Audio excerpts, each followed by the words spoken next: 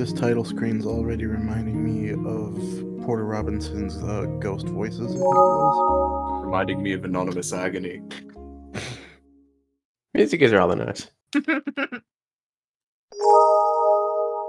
Oh, okay. What an Straight away we get an achievement. achievement. You started the game. Congrats.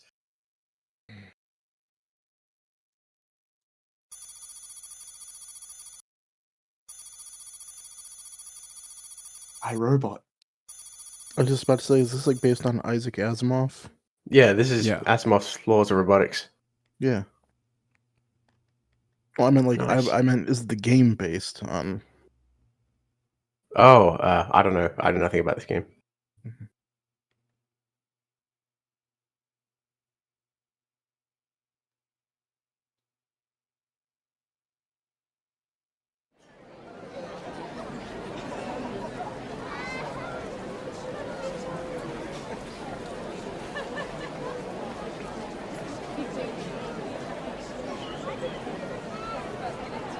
As I turn onto the main street, I reflexively cover my eyes.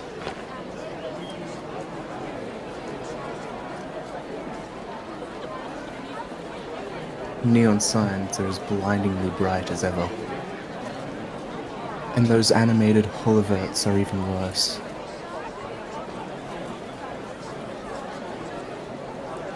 Whoever came up with the idea to add sound to those holos should be shot.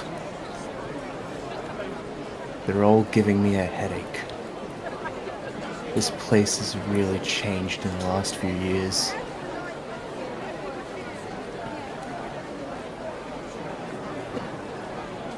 Ria's really come up in the world. All around you can see signs of progress. Maybe a bit too fast. Too soon.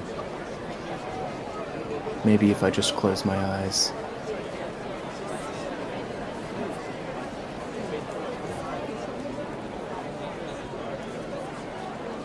Nope, nothing's changed. In fact, those signs look even brighter. Maybe I'm just feeling a bit out of it.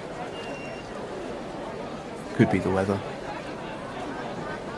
Change of scenery's in order. I'll take a shortcut home.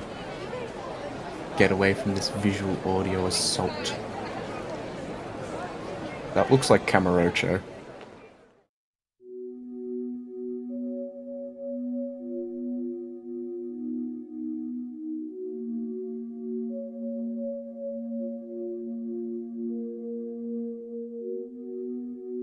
Am I you? Yes.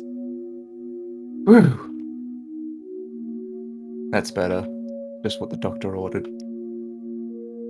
I can still hear the noise in the distance, but at least it's faint for now. Gotta admit, this place has a spooky vibe. No one's around. Plus, the area looks pretty run down.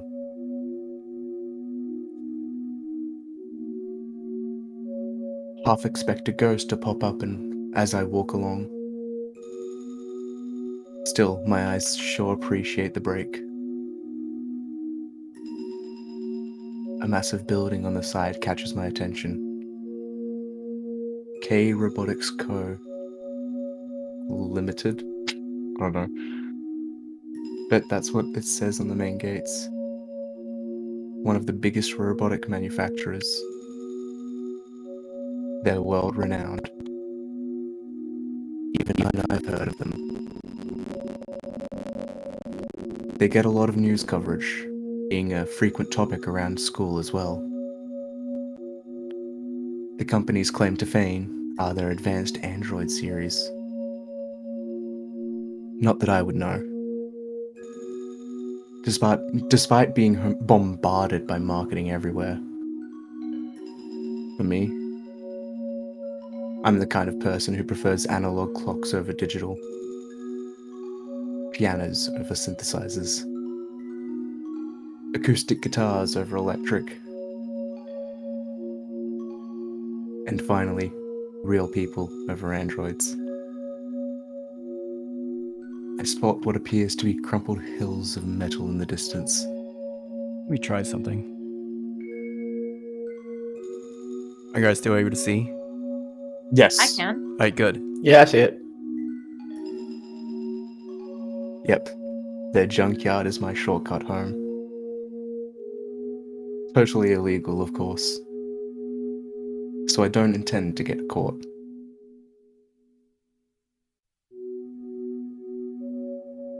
Because naturally, I normally intend to get caught when I do something illegal.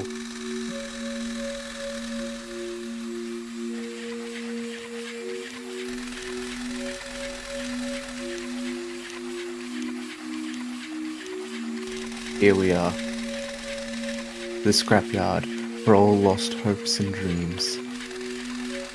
Everything here is automated. No one's watching the place. Well, there are these tin can-like bots that scurry around like spiders. Probably sort through all this junk for good stuff. And then there's a lone sentry bot. As long as I don't let it spot me, no alarms go off. It's worked for me so far. After all, robots are fundamentally stupid. Like my classmate told me. That company's dumping ground. I heard you can find some real goodies from time to time.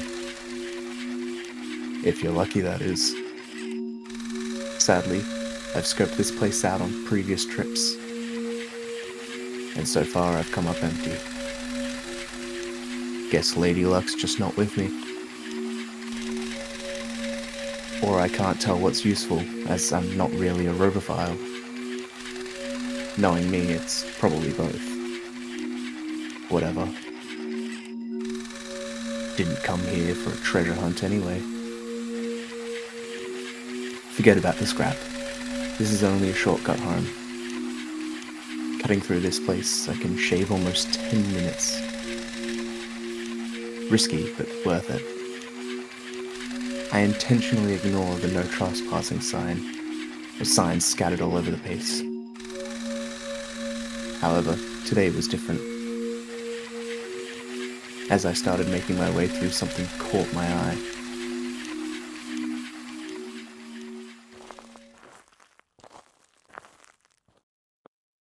Is that? Ahead of me.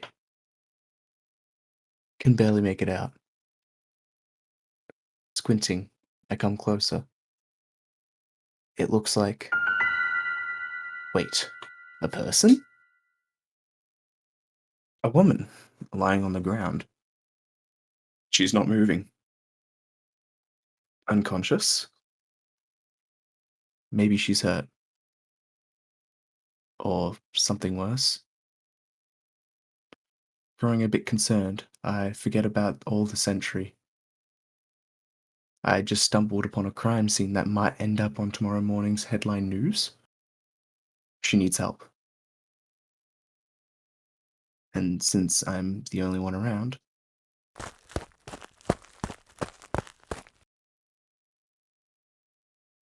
I dash towards the fallen maiden to lend assistance. But as I get close, I stop in my tracks.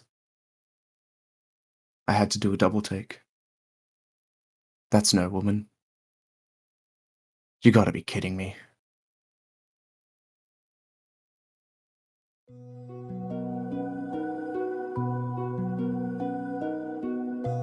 It's so close to the real deal.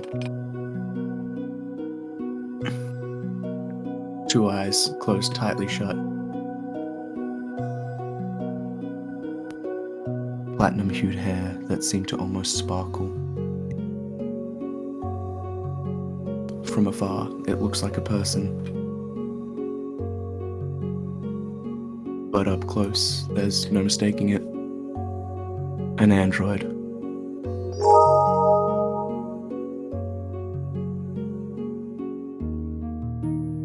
Useless piece of junk. Don't scare me like that. although I've never owned an android. I've seen quite a few around me. The newest models just look like the real McCoy, at least from a distance. That's pretty advanced tech. Scary advanced. To prevent confusion, androids are imprinted with serial codes. Each model has its own unique number. I spot the android's code near its belly. I blow off the dust and get a better look at it. Reads PI PIM001 number 1, with a design that I've never seen before.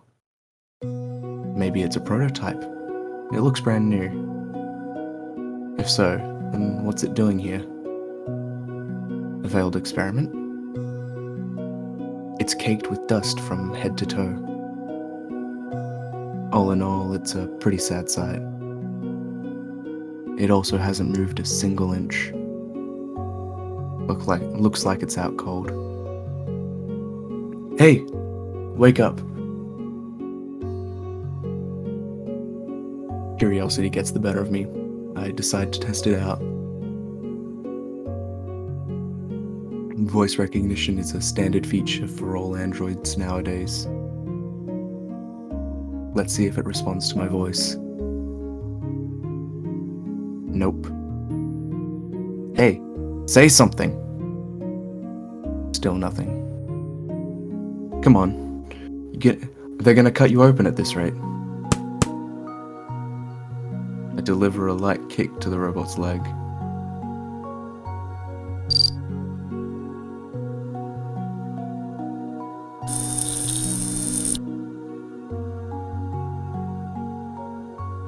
On contact, it starts to show a sign of life.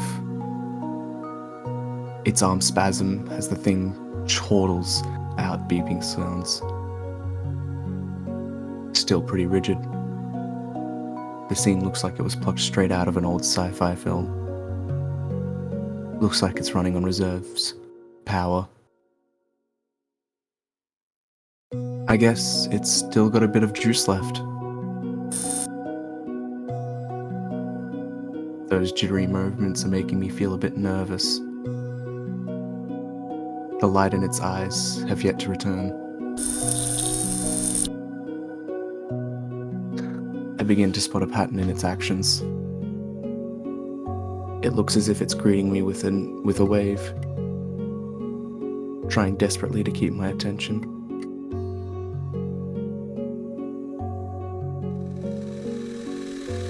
I glance around. I hear a screeching sound nearby. The sound of metal being crushed. It's probably those little robots doing their jobs. I can tell that they're close. They'll probably reach this place in less than 10 minutes. And shred this android into a million pieces. Its existence will soon come to an end. I kind of feel sorry for this thing. I begin to sympathize with the robot, because I realize just how much trouble I was in. Despite being dusty, it's in a pretty good shape. It's still in. With some polish, it'd look pretty decent. Even in its current condition, the thing would still be in service. If so, why was it chucked? What happened to its product launch? Looking at it like that, it'd be a waste. All of that hard work down the drain. Maybe with a bit of tinkering, I might be able to get it up and running again. Part of me was starting to pity the robot, but the other part was calling me an idiot. I don't need an android in the first place. Plus, I don't like them. To use one around the house, it's unthinkable. And my father will be none too happy about it. I prefer classical music over rock, classic literature over pulp fiction, and finally, humans over androids. Let's face it, I have no use for an android. Eventually, this robot will be scrapped, with the old parts recycled, with the whole cycle starting anew.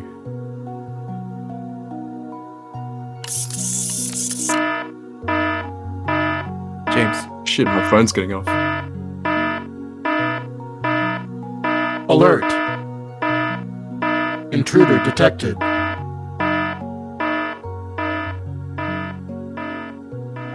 I've been spotted by that guard robot, the most troublesome one. If I don't make a run for it, I'm screwed. Leaving it would be the smart thing to do. Gotta go. See ya.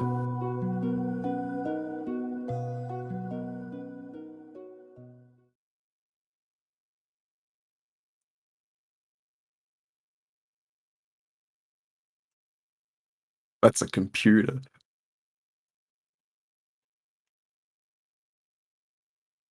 There's gotta be something wrong with me.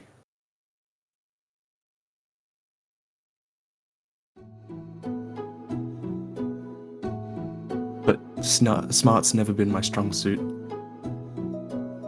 Now I'm lugging this thing home, and I'm already starting to regret it. Back in my room, I try to scrub some of the filth off of its chassis. Ugh. I do the best I can with a rag soaked in water.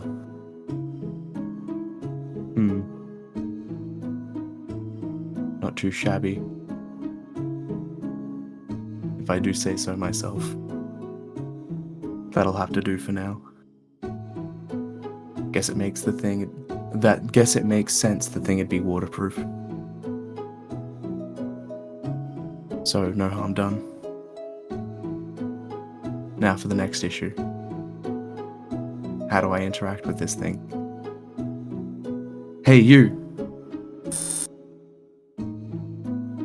Its arms begin to flail. Respond!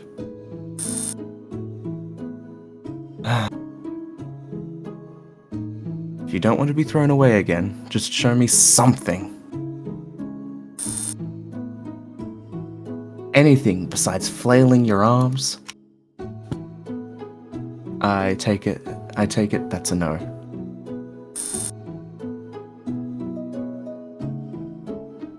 Should have left you in the junkyard. This is somewhat aggravating. Like talking to a brick wall. This is why I hate machines. They're stupid. And this hunk of junk seems to be a few transistors short of a motherboard. I'm starting to get a little ticked off. Why do I even bother? Don't do something you might regret. This old saying has never been wrong. Okay. Deep breath. Let's consider all possibilities. Maybe it's on reserve power. A recharge might do the trick. I grab a power cord and... Wait a minute. Hey, where am I supposed to plug this in? I've never used an Android before, so obviously I wouldn't know. Maybe your nose? Maybe it's just my imagination, but I don't think it likes that prospect. Perhaps it's trying to tell me that I'm wrong. I imagine the android with an electric cord up its nose. It'd be quite a sight.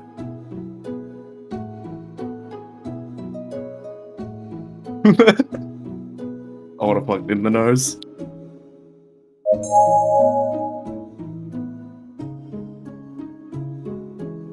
Alright, come here, you.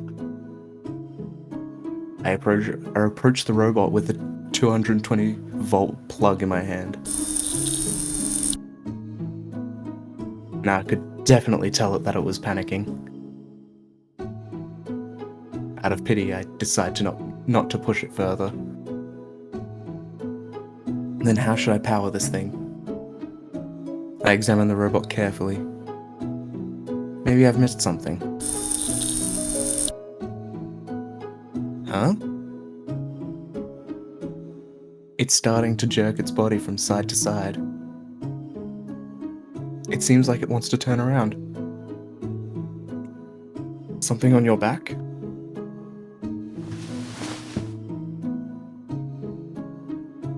Taking the hint, I check the back of its head. Let's see. What have we got here?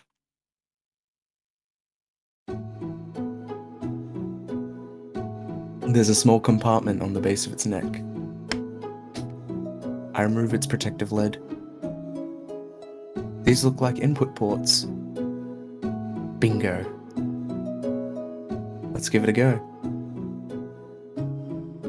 Looping the power cable around, I plug it in.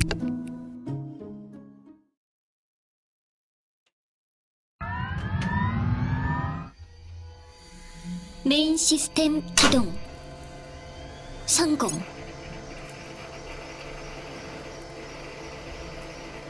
Activating primary systems. Success. Let me turn up the voices.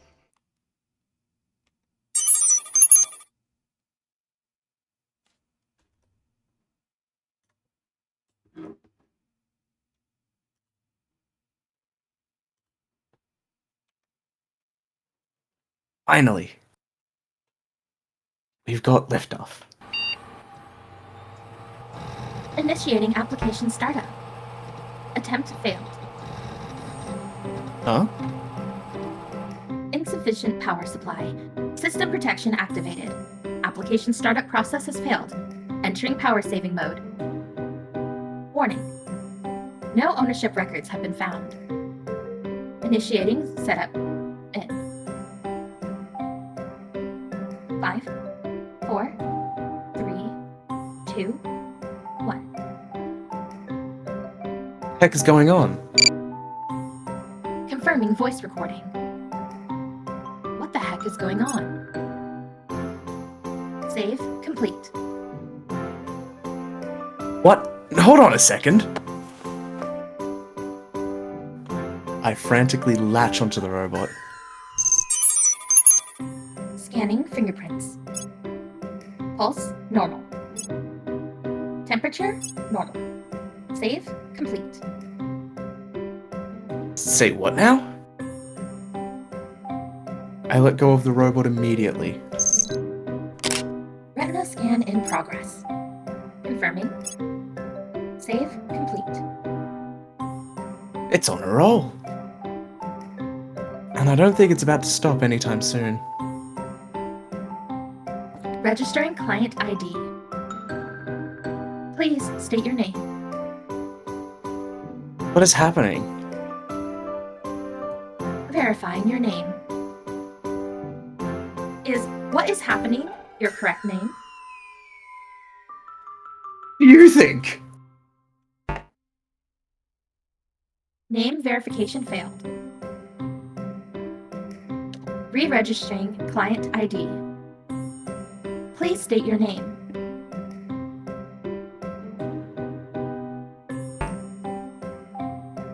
Name verification failed. Verification on hold. Save complete. Registration complete.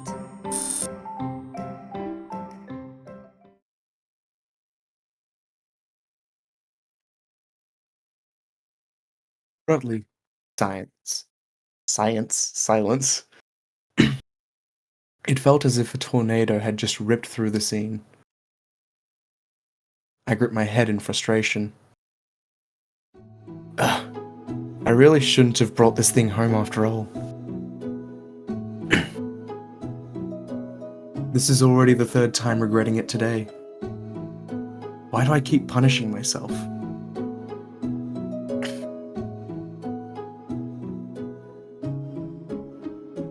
The robot's facing me. Its eyes still have that vacant look. Like having a porcelain doll on the shelf. At least the creep factor has gone down a notch since it moved. I decide to throw a few questions at it. Hey, I'm gonna ask you something, so listen up and try to answer. You can do that, right? Its head tilts slightly to the side. I'll take that as a yes. Better than I expected, given our track record. Moving on.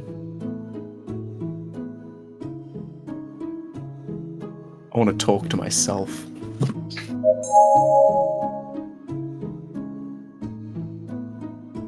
Talk to myself? How? Last time I checked, no one else was in my head besides me. I'm not quite that far gone yet. Next idea.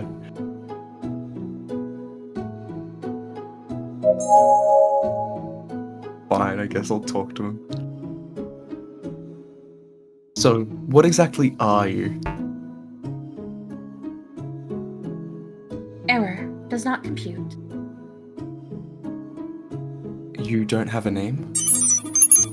Model name, Lucy Valentine, PIM-001. Okay. And what's the PIM stand for? Precision Instrument for Multipurposing, PIM-001. Lucy is a futuristic, first-class model designed to be versatile in any scenario. Lucy is equipped with all these latest features. That's a mouthful.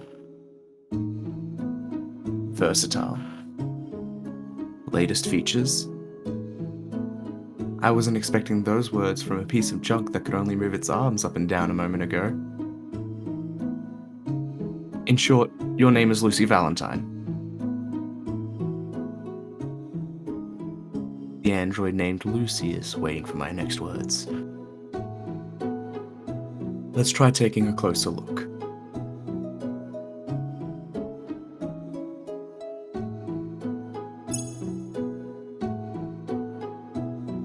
It looks as good as new after the wiping I gave it.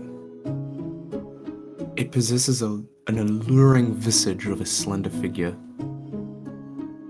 Regardless of gender, I have to admit that it's truly a beautiful design. I spot something on its left ear. A receiver? The robot looks like a teenage girl. Guess that's what they were aiming for.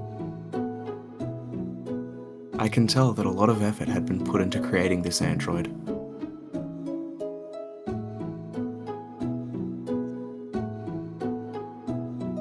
And even I can tell it's a premium model. It'd be waste to throw it away.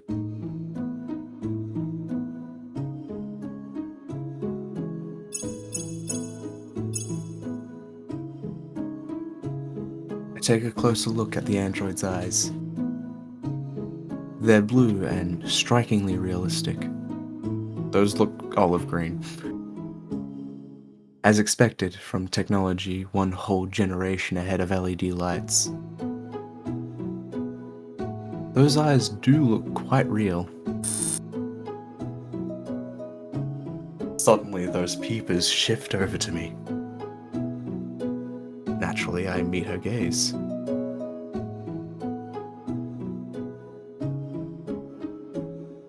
The ocular compartment contains 2 high-performance cameras, allowing object detection similar to human eyes. Is that so? I take it back. Creepy factor's still there. I decide not to look at them again. They make me feel uncomfortable. This is my room. It's a bit on the messy side. No, it's not. I'm not exactly a neatnik. A desk, a bed, a closet, and a laptop. That's about the end of the grand tour.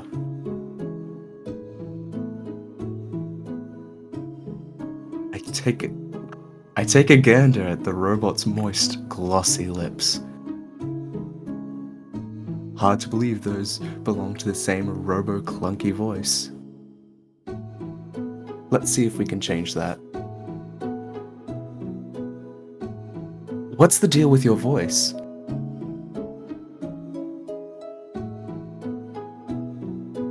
Unable to utilize vocal unit. Lucy Valentine comes with 10 unique presets by default, each with a different voice and distinct personality. Using the pre-installed equalizers, Lucy is able to project all kinds of various sounds with ease. So, I've got 10 choices. No reply. Why can't you use them right now? Most features can only be activated during normal operation. During power saving mode, Lucy is only able to utilize 5% of her total features. And the solution is... Lucy requires more than 20% of remaining battery life for normal operation. How long does it take for a full recharge? From 0%, approximately 8 hours in power saving mode and 16 hours normally. I hope the electricity bill doesn't go through the roof. Can't believe I'm acting like a skinflint in front of a robot. That's just silly. Forget about power saving mode. What's system protection mode? During system protection mode, virtually none of the included features are usable. It is essential to disable system protection mode to allow for normal operation. And how do we get to that? Unknown. Come again? Unknown. The system protection mode only activates under certain circumstances. Further action is not recommended. Listen, you talking toaster! I'm this close to throwing you out. Well? I'll have to take it to a repair shop first thing tomorrow.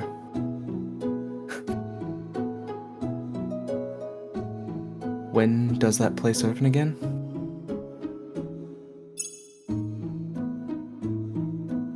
I decide to take a look at the robot's ears.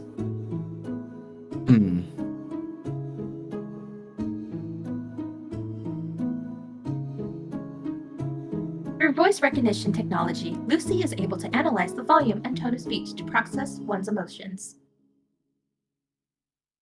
I haven't asked you anything yet.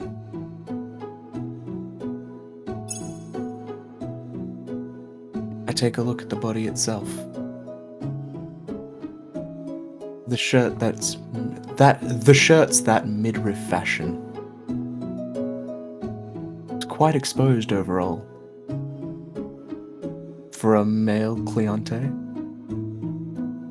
I know it's clientele. The chest area seems a little... Not that I care or anything.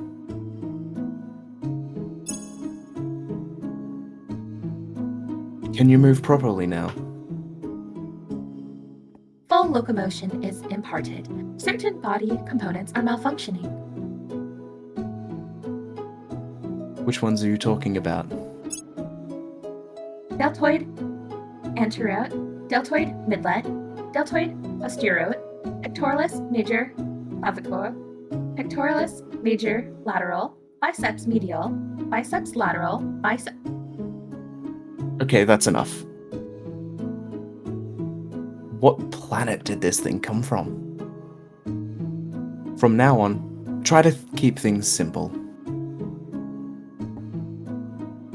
Can you walk? Negative. Keeps getting better. Fixing it is the only option, it seems. I think I'm starting to get the picture now. Let's do a little recap. First, the android's name is Lucy Valentine. Second, it's supposedly a top-of-the-line model. Third, as of now, it's no better than a talking tin can. And there you have it. No choice. Guess I'll take it in for repairs. Not exactly rolling in greenbacks. But if worse comes to worse, maybe I can still pawn it for a little bit of change. It's not like I'll feel guilty about it or anything. Now, who'll actually fix you?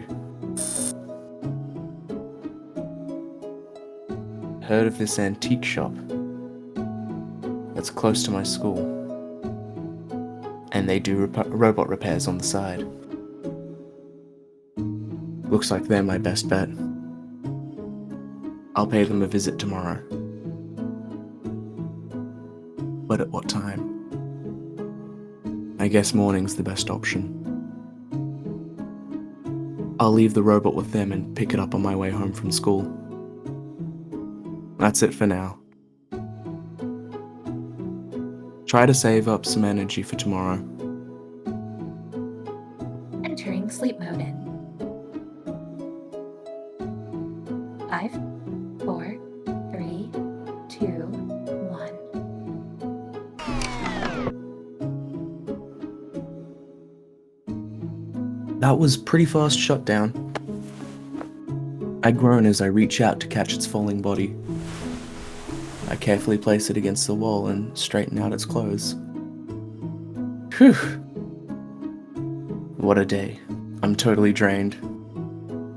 I hope tomorrow will be more peaceful.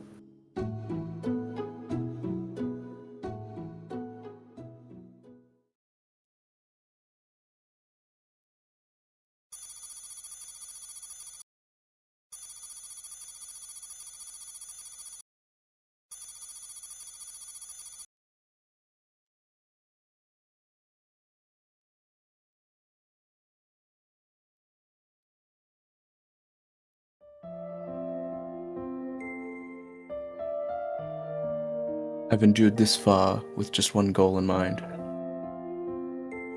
There hasn't been a single day where I could rest.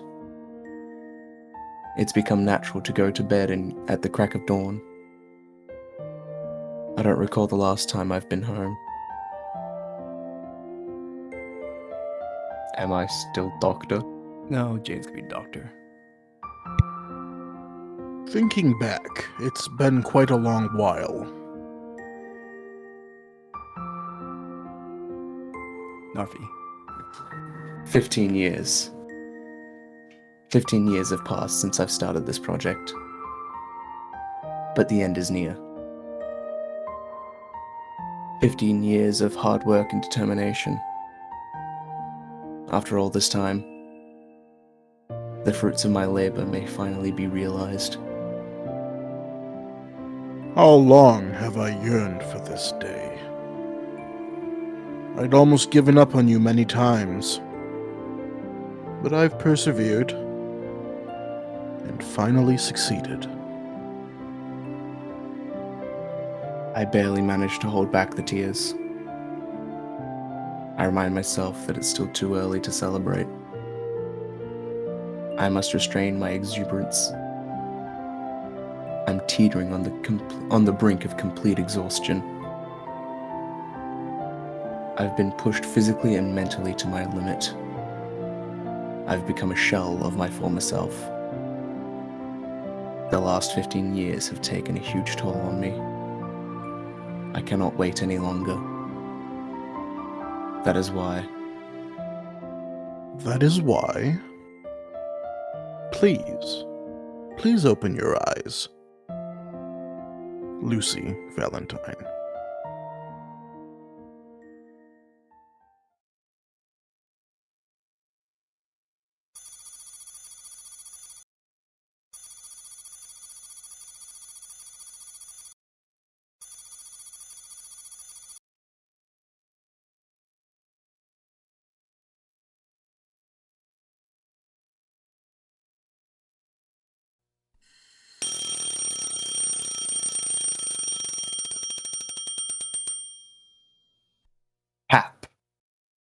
I shut off my alarm by reflex. I groggily get up to check the time.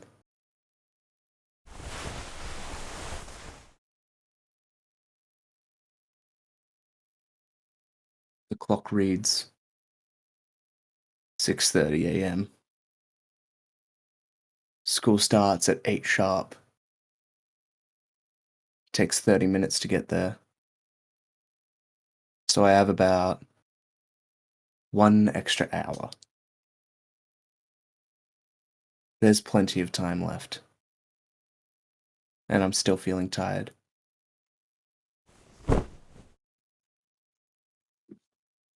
Closing my eyes, I lie back down. I decide to catch some more Z's.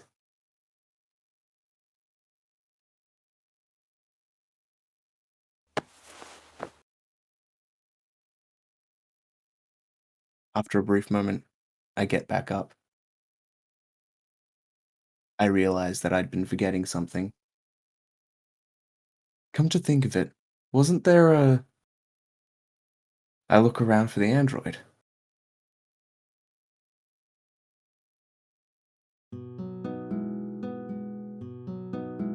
And there it was. Dressed in provocative clothing, with a tall nose, luscious lips, and hair glinting in silver. The android named Lucy came into my view. Lucy.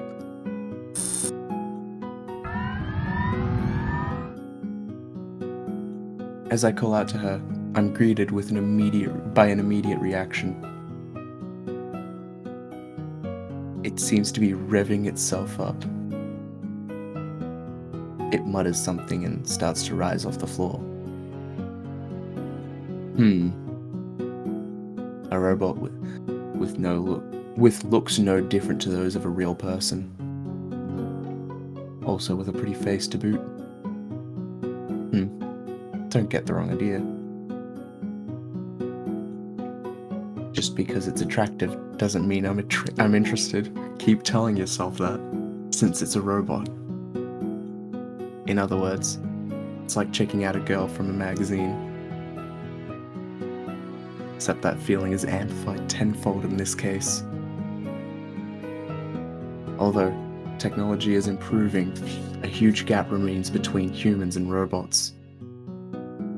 You can't approach a person like you would with a robot. No matter how close a robot could simulate to a human being, machine and man will always be different. As I continue staring at the android, I think to myself, what kind of greeting should I be using here? Good morning? Did you sleep well? They all feel out of place. I decide to ask about her condition instead. How are your battery levels? 100% fully charged. No issues have been recorded. Good to know. I let out a yawn as I make my way over to the bathroom.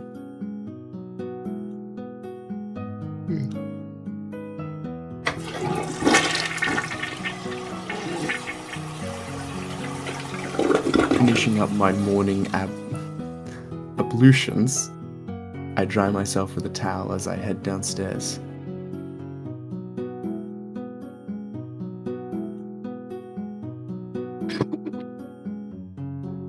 Entering the living room, I spot a couple of plain sandwiches on the table. Grabbing one, I start munching down. It's always the same sandwich from the convenience store just across the street. While chewing, I glance around the living room.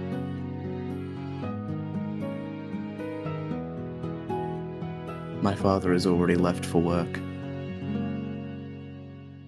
He always leaves early and returns late at night. Actually, he typically spends the night at work. That's how it is around here.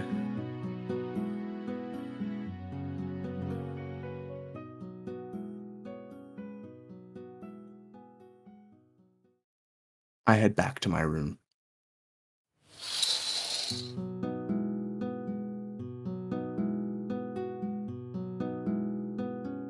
The android is waiting for me in the exact same spot. Looks like it hasn't budged an inch. As expected from a robot. Putting that aside, I start to prepare for school. While packing my bag, I start to wonder if the robot has any magical self-regenerating abilities. How do you feel now that you're fully charged? Are you able to walk? Its head slowly turns to face me.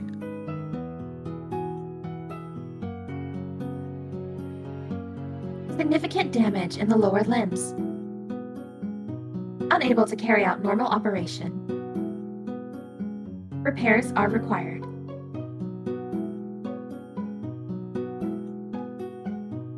Keep things simple, remember? Walking is not feasible in current state. Still? Aren't you a real pain? Anyway, I understand.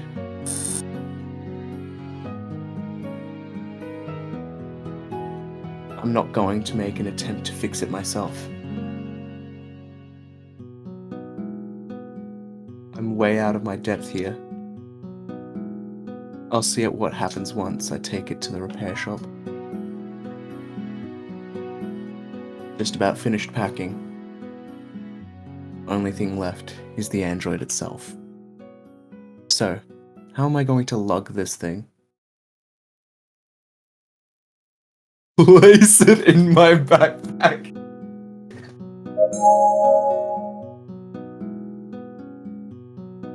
Sounds good. Come on, get in there. It's too big to fit inside my backpack. What was I expecting? I should try to use my brain next time.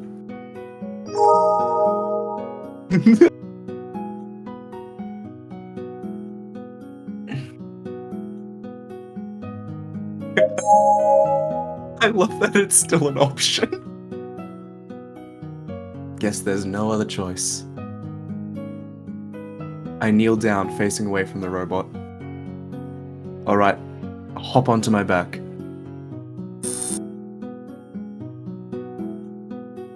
It tilts its head to the side, looking confused. After noticing that, I start to get a little irritated. Top of the line? Yeah, right. Am I supposed to explain every little thing? Listen up. Put your arms around my neck and climb onto my back. Can you do that?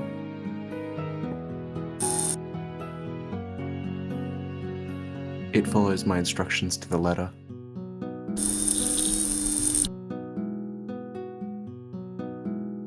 Confirming request. Is this correct?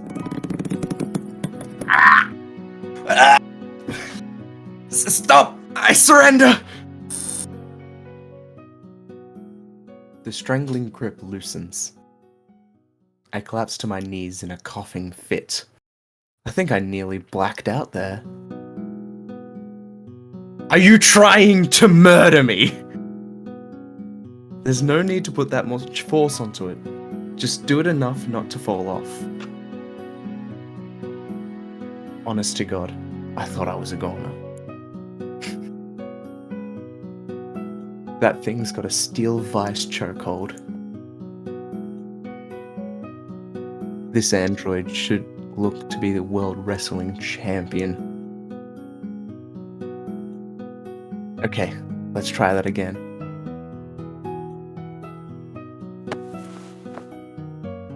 Second time's the charm. Rising off the floor, I brace myself for the extra weight. Huh? But lo and behold, it was deceptively light. I think I'm coming around to appreciating this first-class product. And liftoff.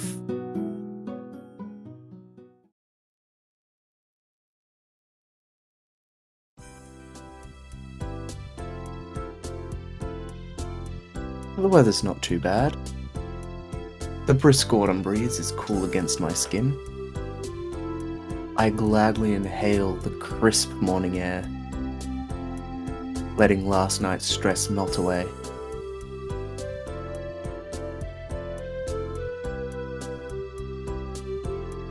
The streets are still quiet, which is good. The less there are to see this, the better. Especially with what I'm lugging on my back. Let's see here.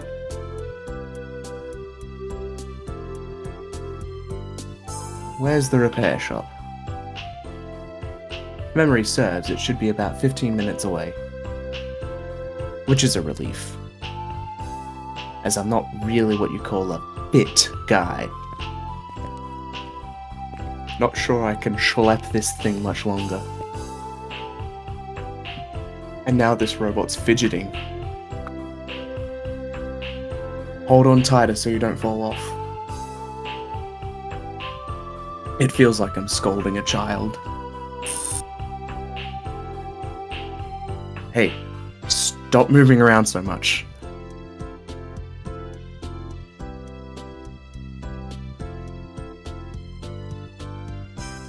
I could feel the android through my clothes. Its texture feels surprisingly similar to a human's. I'd noticed it yesterday, yet it managed to surprise me again today. And that's not the only thing. It's warm to the touch. It feels as if I'm carrying an actual person. Probably just its heating system. That would explain it. Wow, feels just like a real person. I mutter to myself absent-mindedly.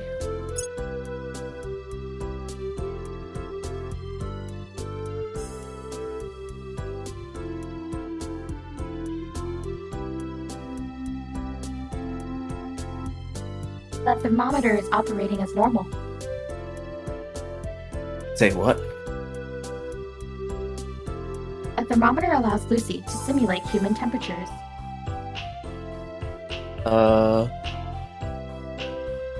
Good to know. Motherboards and microprocessors consisting of various computer chips. There must be thousands of those inside a single android. The heat emanating from the machine. It's as warm as human skin. It feels just like this, like us. But it's not a real person. Just an elaborate fake. Sometimes I fear what progress in technology would bring to the future. Do you know where we're heading?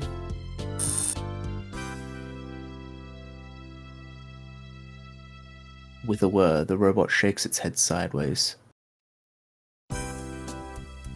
We're going to a place that'll get you fixed up. When they begin the repairs, you will need to be still and quiet. So they won't be distracted. Do you understand? Hey, I'm asking you if you understood. Say something. Maybe it took my command literally. I just hope it got my message. Letting out a frustrated sigh, I resume walking. It'll be about time for my classmates to head in. I begin to hurry, as to avoid running into anyone that might recognize me.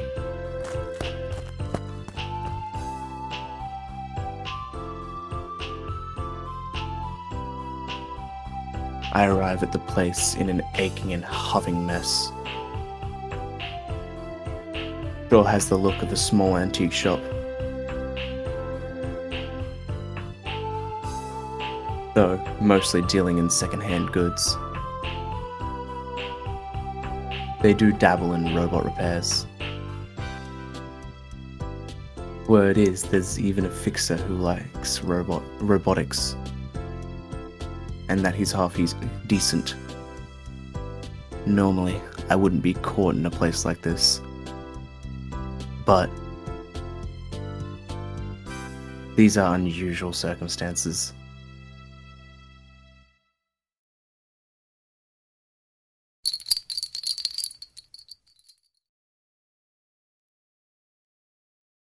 James. What? A customer already? Hold on a second. Talk about a grumpy demeanor. After a while, a man emerges from the back, scratching his head.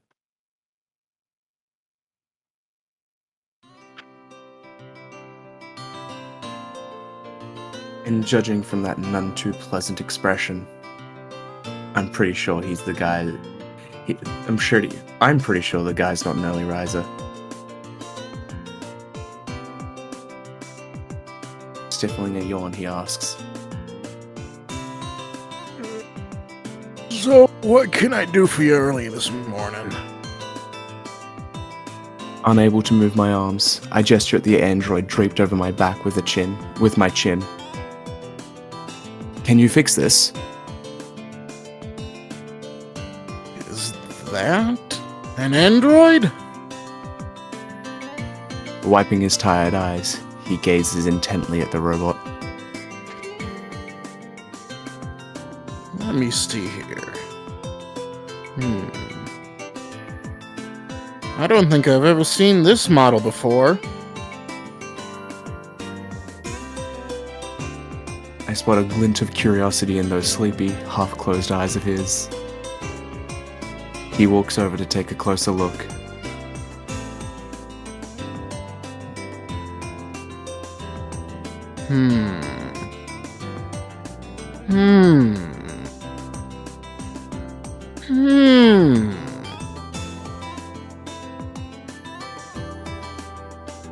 Well, I'm stumped. I can't make out the model. It's probably some obscure model from an unknown company, or it's never actually been released to the public. Where'd you get this, kid? Well, how should I play this? He might call the cops on me, as what I did was clearly illegal. So, what should I say? Ah, yes. It fell from the sky.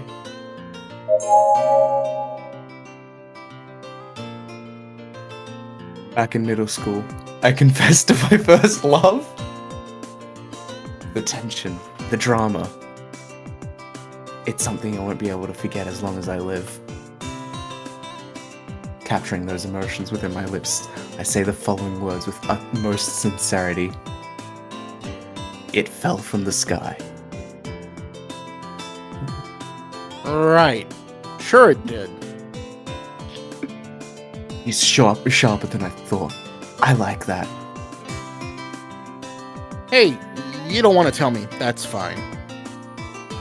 Not my business to pry. After flashing a charming grin, he resumed examining the android. Now, I don't know where this thing is exactly from, but it's definitely not from the S Company. Mind if I take a closer look? Go right ahead. I sit down the robot.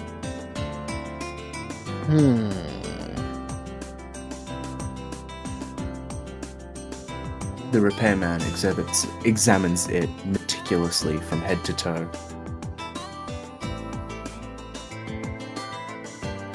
The android's like a statue, its eyes staring right at me. Good thing I told it to stay quiet before we got here.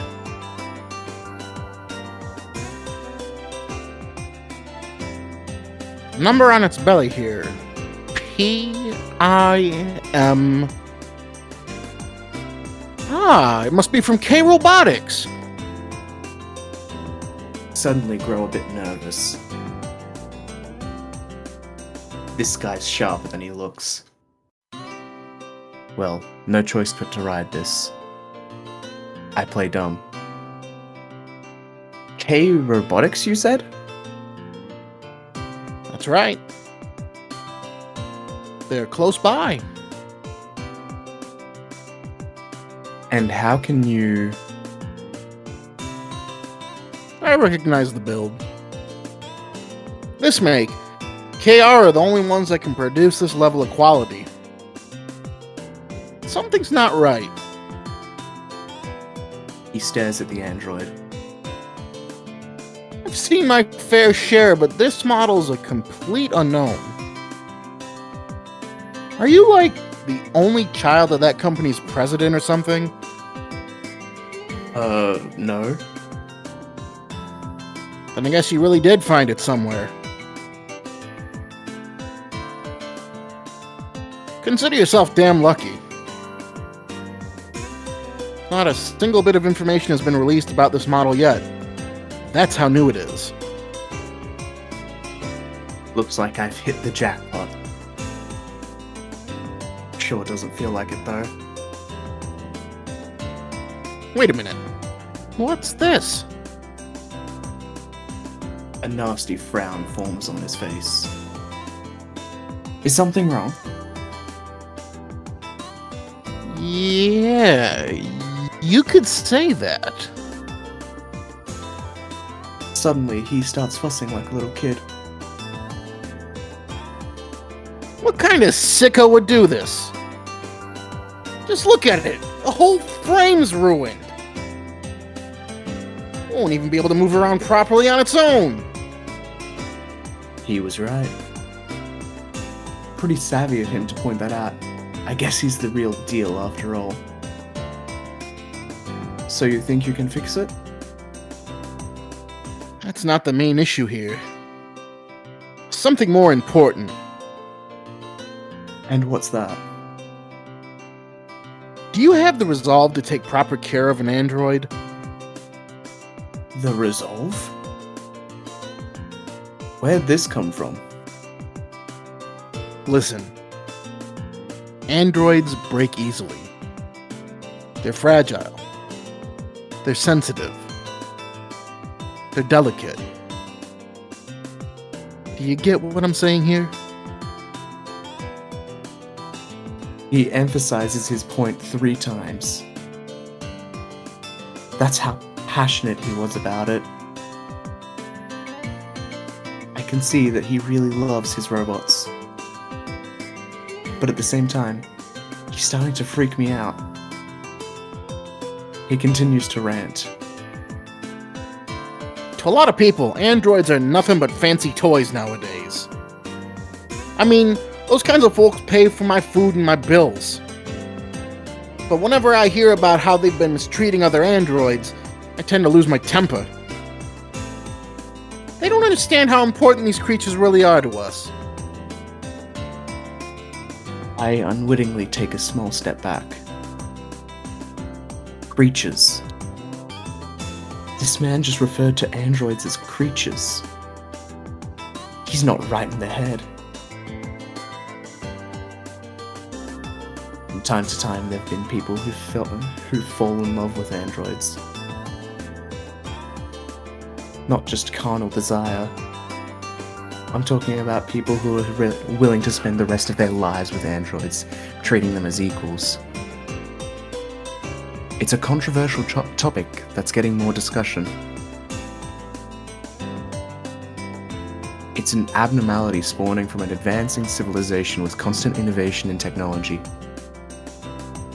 As someone who's never seen it happen firsthand, I've always refused to believe it.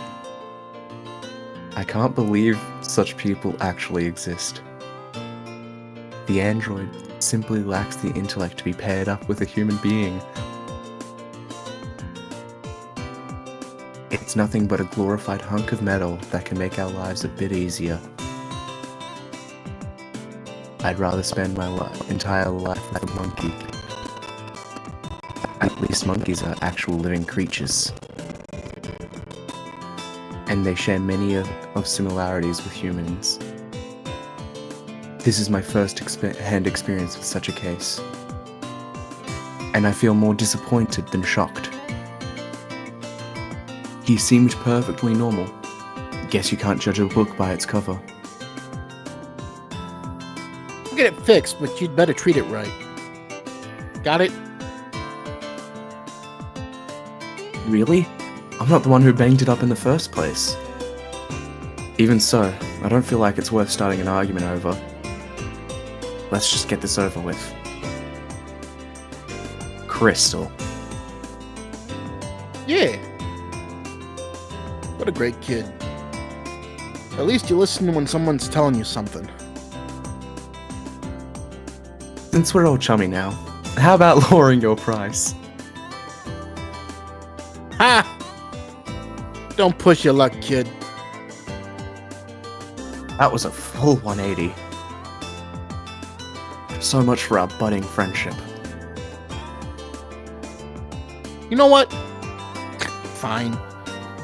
Half price, since you're my first customer of the day. I'm relieved to hear that.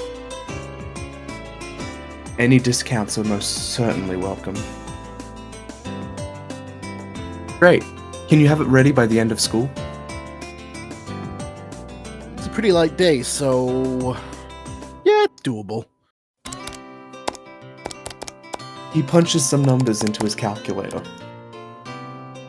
Then he shows me the results. I was planning on charging you only about this much.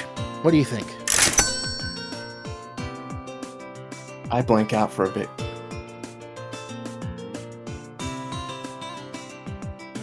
There are a lot of video games that I've always wanted to buy.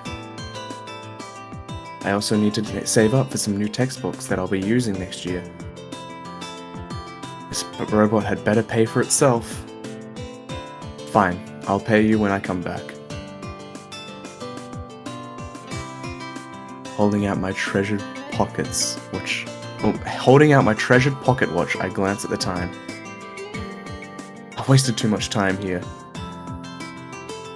An outdated gear clocker at this day and age? I like it. Has a nostalgic charm. I'm well aware that these types of watches are hard to find. But more importantly, this is my personal way of rebelling against this continuously developing society. Hey, you piece of junk!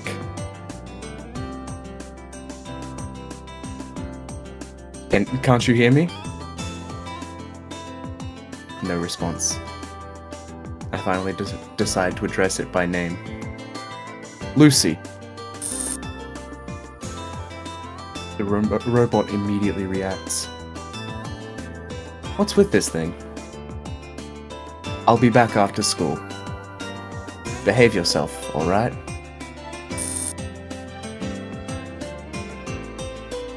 The android wobbles its head back and forth. I'm hoping it understood me.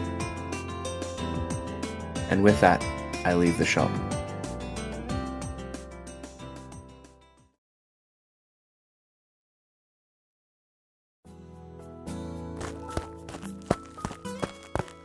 I hightail it towards my high school, and I'm in second year. While running, a movie I saw recently springs to mind. An old sci-fi flick set in the year 2050. All these oldies seem to be lacking in one thing. Creativity. A few showcase large-scale space battles. Others would have flying vehicles soaring through the sky. Well, guess what? It's 2050.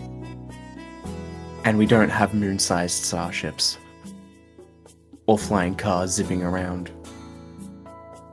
People still walk to school, People still drive normal vehicles.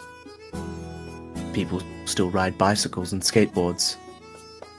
Some people still use old fountain pens or pocket watches like me. But there exists a single piece of technology that's become more prominent in our lives. Androids. They're being used everywhere around the world. That's one thing these aged films got right.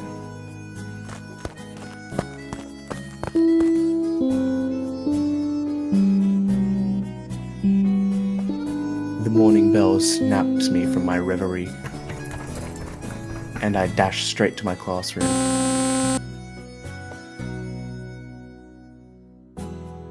Maybe this is a school android? A different voice. Please refrain from running in the hallways. Janitor android scolds me as I rush past it. His type has facial recognition software to report any transgressor. Like me. Except I simply cover my face. And there's no record. You gotta know how to exploit the system. What a bad boy. Safe! Bolstered by my recent victory, I struck towards my desk with a confident swagger. I noticed that the teacher's not in yet. I plucked down in my seat while still huffing. That was pretty close. Did you sleeping again? That concern-filled voice is coming from the guy sitting next to me.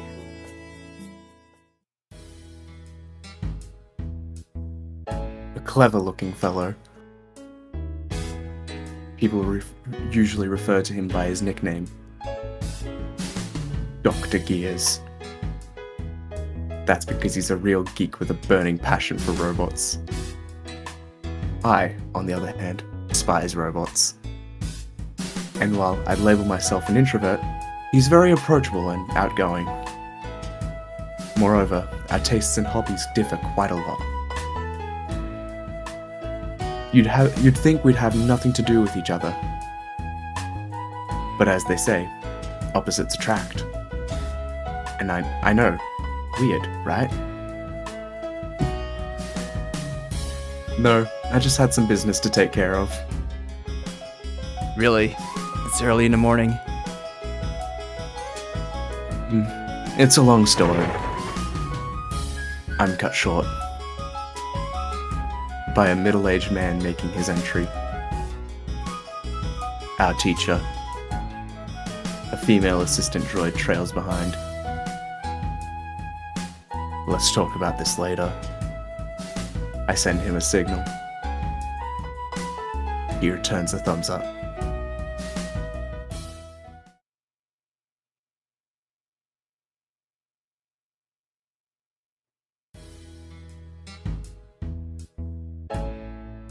Lunchtime rolls by. I take out my freshly bought pieces of bread. Dr. Gears does likewise, with a very appealing lunchbox. 2 desks have been joined together. On mine, there are a couple of pieces of fried croquettes and a carton of chocolate milk.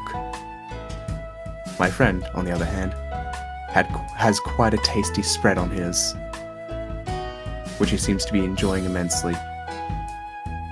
I've heard that his maid android makes it for him every morning, and the food doesn't look half bad. Then again, anything looks better to a poor schmuck like me who eats bread every day. Like your food, or Never mind. Problem indeed. I bite down on the croquette.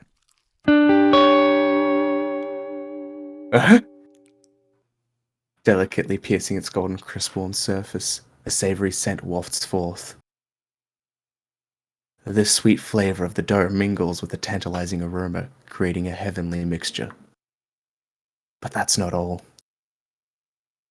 The creme inside unleashes its softness as it slowly melts upon my tongue. All the vegetables in the mixture provide a strong, rich flavor.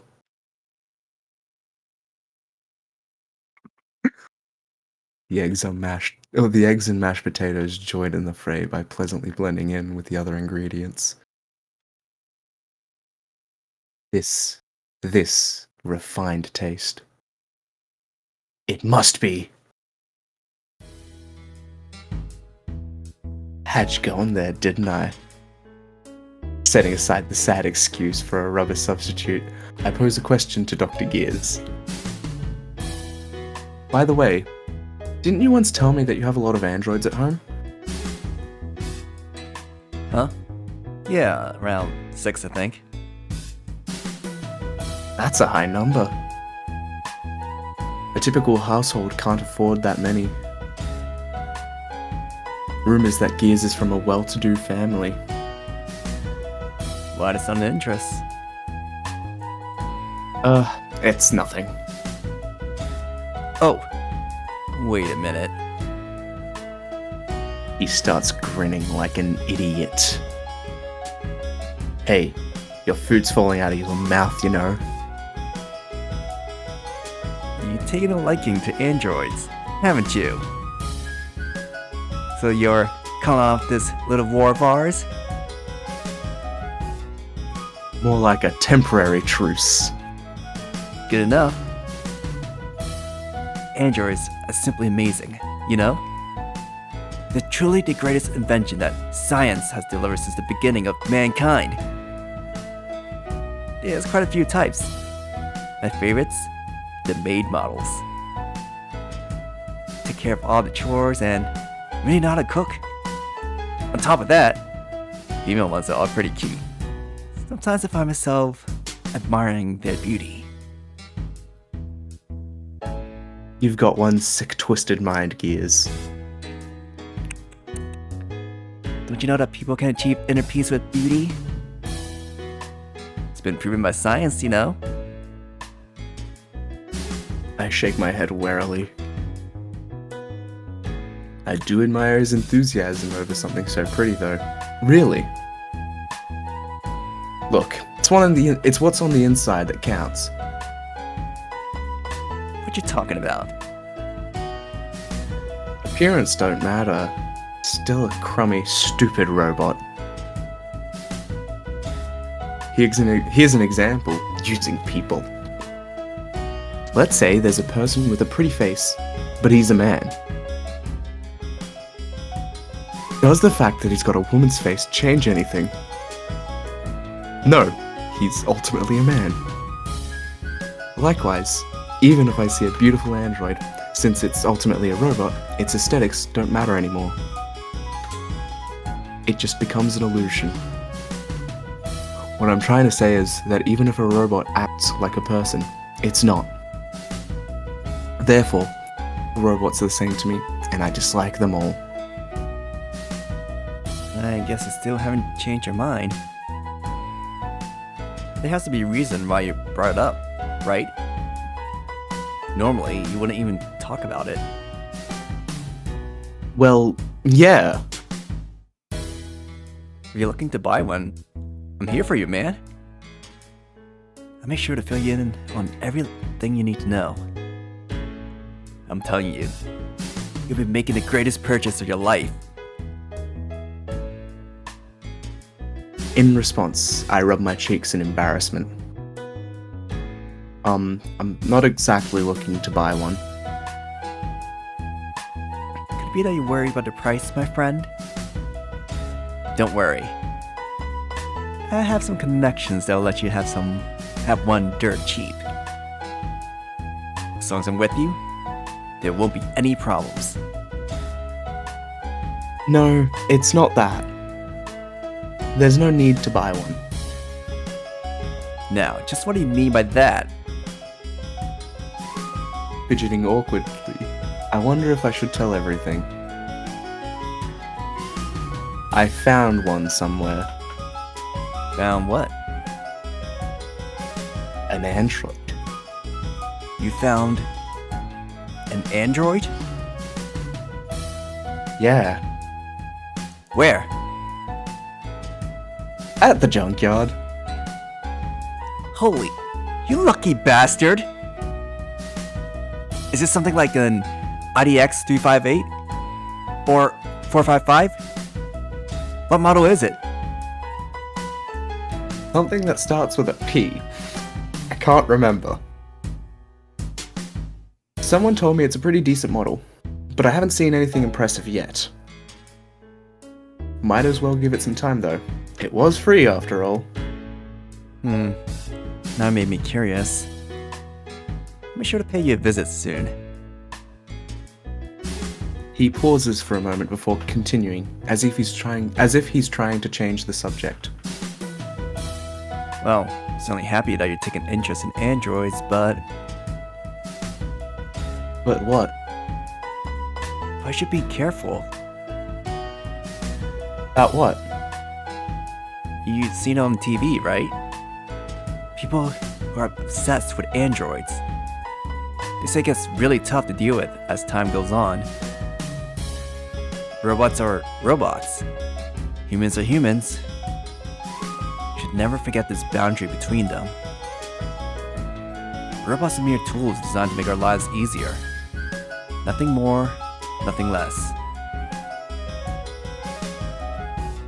Me being struck by lightning is more likely.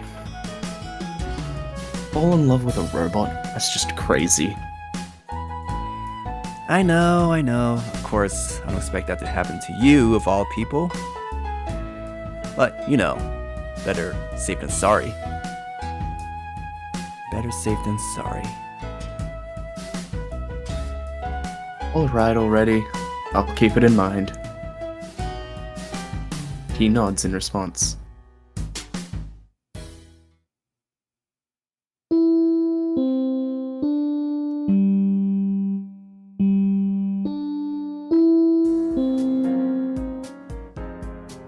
Before I knew it, the day's last class finally came.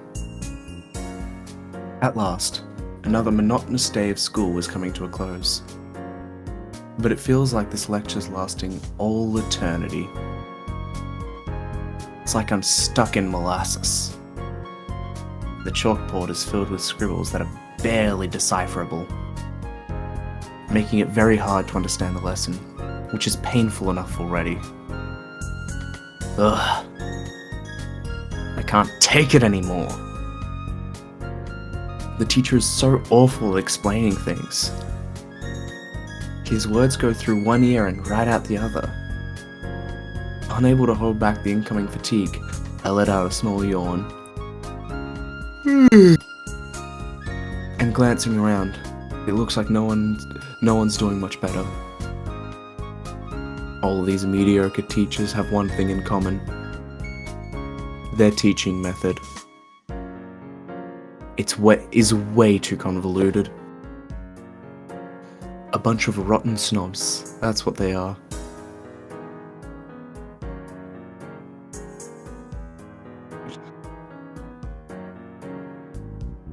And yet, time marches on. And the teacher's dreadful onslaught of words ultimately comes to an end. Watching a politician's speech is more riveting in comparison. All that's left now is to go home. Time to get out of this place. I pack my belongings hurriedly, waving goodbye to Dr. Gears as I start to head home.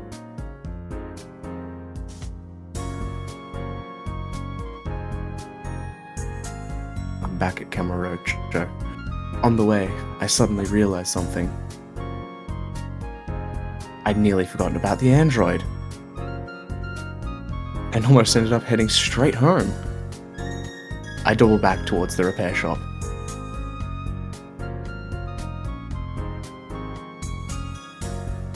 Arriving, I peek through the windows. Place is not too busy, but not a sign of the repairman. Wasting no time, I head in.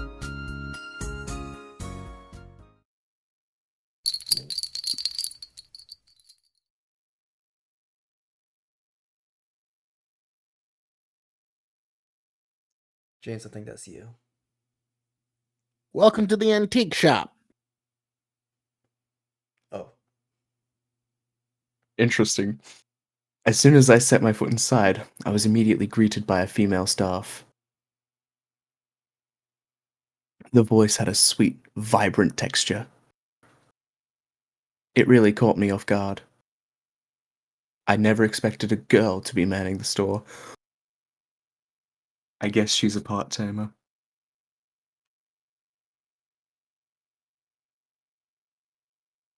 I turn around to face the person calling out to me, and my jaw drops to the floor. You! Her face lights up when she finally recognizes me.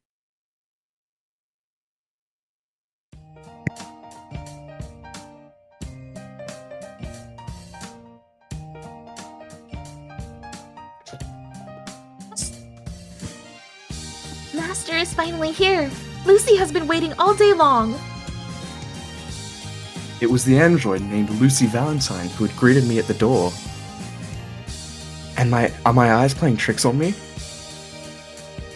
There's no way that useless thing could be standing there, talking to me.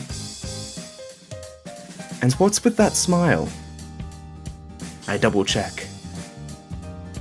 You're Lucy, right? Yes. None other than Lucy Valentine. Well, I guess that settles it. How'd you end up like this? What about Lucy, Master? That voice, and your face. And you're standing on your own, right? Yes, of course, Master. Lucy is standing on her very own 2 feet. Lucy puffs up her chest, looking proud. I mean, that's not really something to be proud of, but thinking back to how she was before, it was damn well impressive. You do look better now, so there's nothing wrong with you anymore. Is there? Yes, Master. Lucy feels like she could soar through the skies. For emphasis, she spins in place like an excited ballerina. She has the appearance of a mature, well-pampered maiden, yet at the same time looks like a silly child.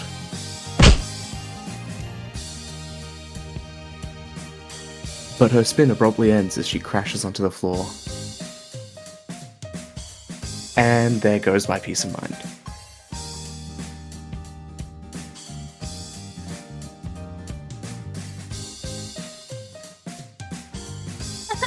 Still not back to normal, it seems. Lucy smiles sheepishly. Well, I'm at a loss for words. That deceptively human voice. Her vibrant personality, full of such emotion. Her face displaying all manners of expressions. Each movement bursts with spirited passion. To say that I'm amazed would be a gross understatement. My brain's turned to mush. I can't utter a single word. I won't show it on the outside. It's weakness to lose control of your emotions. Well, that. Plus, I don't want to admit to her that I'm surprised. That's one heck of a change in just a few hours. Lucy's first compliment from Master. That makes Lucy very happy. I'm complimenting the guy who fixed you up, of course. No, impossible. The look of disappointment on her face was quite surreal. How can I possibly explain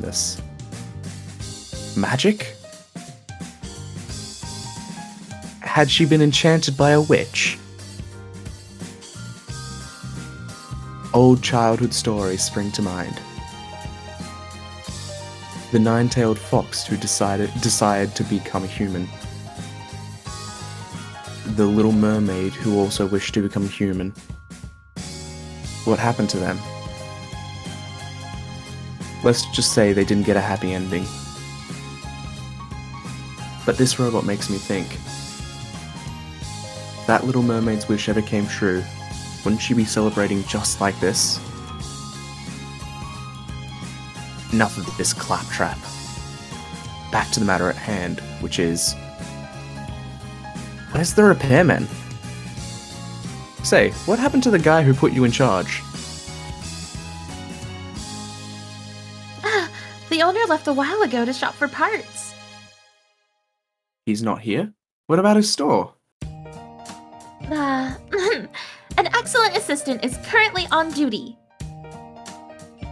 An assistant? Where?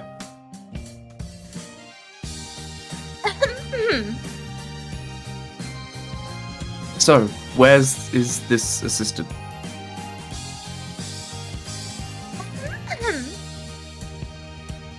I don't see anyone.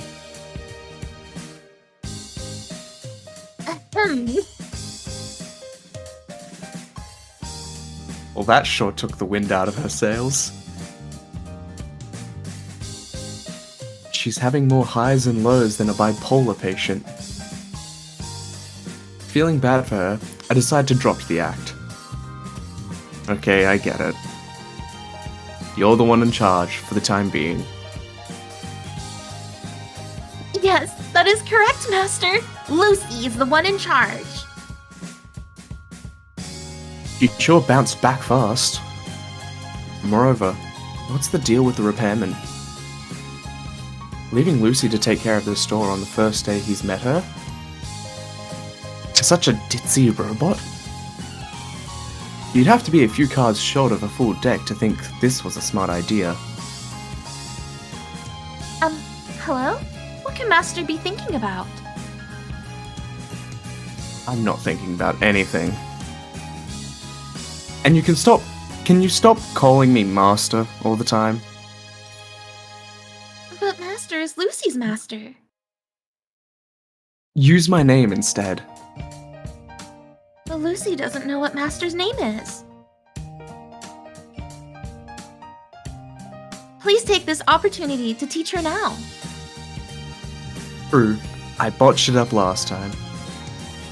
Let's run through the choices. What are we calling him? Oh god, no! Narfi?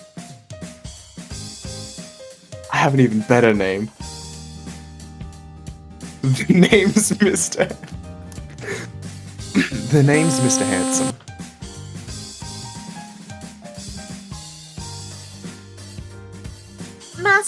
Master mustn't lie like that. It's bad to trick other people. Lying is evil. So you're telling me I'm ugly? Oh, no. Lucy never meant it that way. It's a mistake. A mistake. She curls up instinctively, thinking she might be scolded for messing up.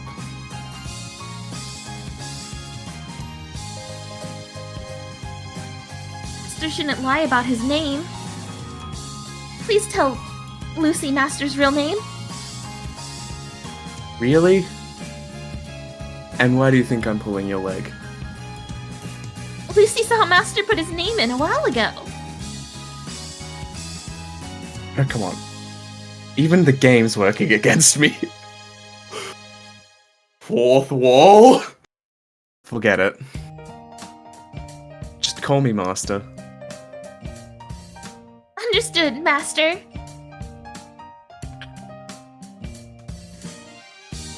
Master? What? Master. What do you want? Lucy just wanted to say it. Are you messing with me? No, of course not. Lucy is just very happy to have someone to call master. That's why she wanted to say it.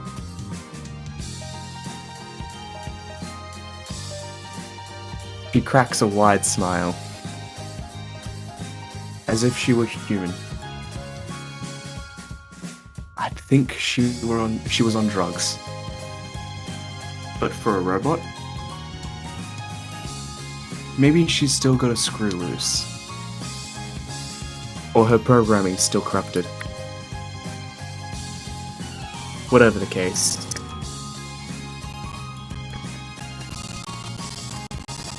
I just can't get a bead on her. And where's that stupid repairman?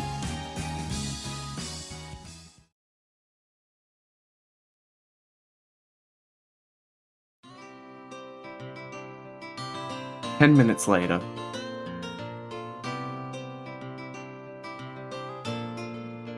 The man in question finally shows up. As soon as we look eyes, the guy makes a beeline towards me and nearly bowls me over as he pleads. Please let me have Lucy. What kind of screwed up situation is this? It's like he's asking for my daughter's hand in marriage. I shoot back. No, I will not let you marry her! Go on about. You hire something?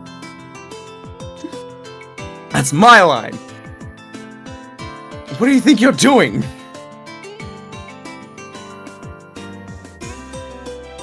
The owner takes some time to collect himself, and so do I.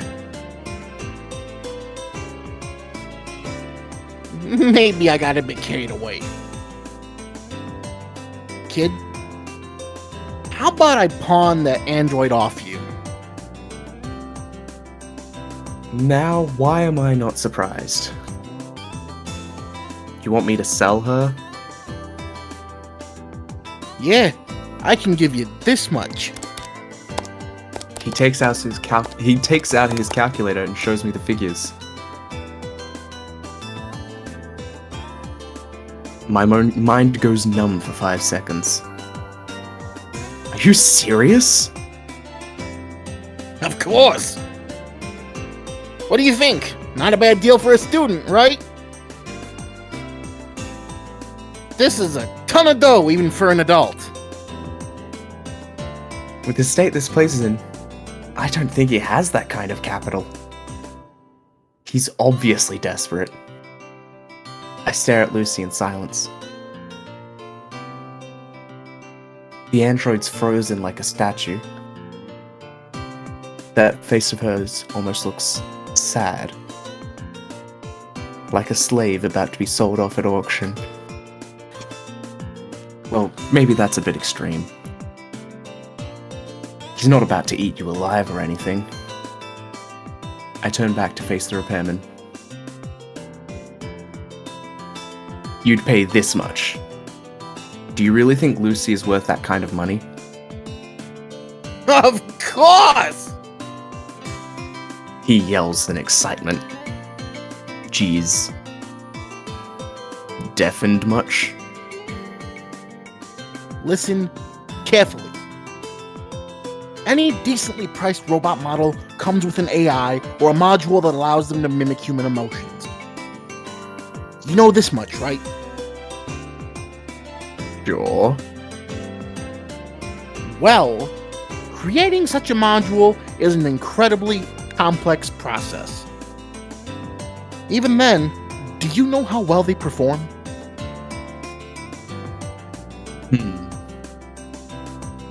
Compared to a real person, they're still a long ways off. Right. Even cutting edge, their mimicking emotion is rudimentary at best. We're still not at the stage where it's considered genuine. I think I'm beginning to see the picture here. Looking back at Lucy, I start to put together what he's trying to tell me. You're a sharp one. Teaching kids pretty well these days. So, you savvy what I'm saying?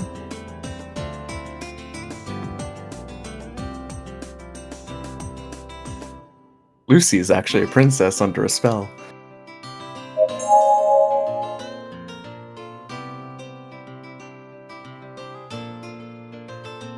Lucy's really a princess, magically turned into a robot. The only way to lift the curse is a kiss from a handsome knight, right?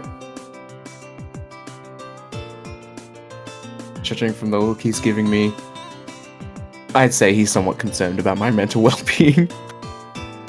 So in that case, think before you speak, alright? I'm joking. You're telling me that Lucy is an exceptional robot that's about as close as it gets to a real person, right? Honestly, I was quite surprised about that as well. I've never seen such a robot that could emulate a real person so well.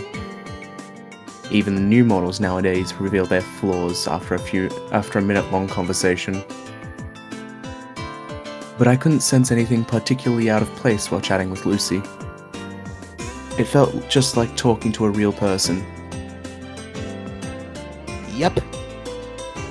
To put it simply, this is a person made out of metal. A human robot. An Iron Maiden. A revolution in the robotics industry. The guy who created Lucy must be a true genius. Uh-huh. That aside, good thing he caught himself before calling Lucy a certain power armor wearing superhero. Nobody likes patent infringement lawsuits.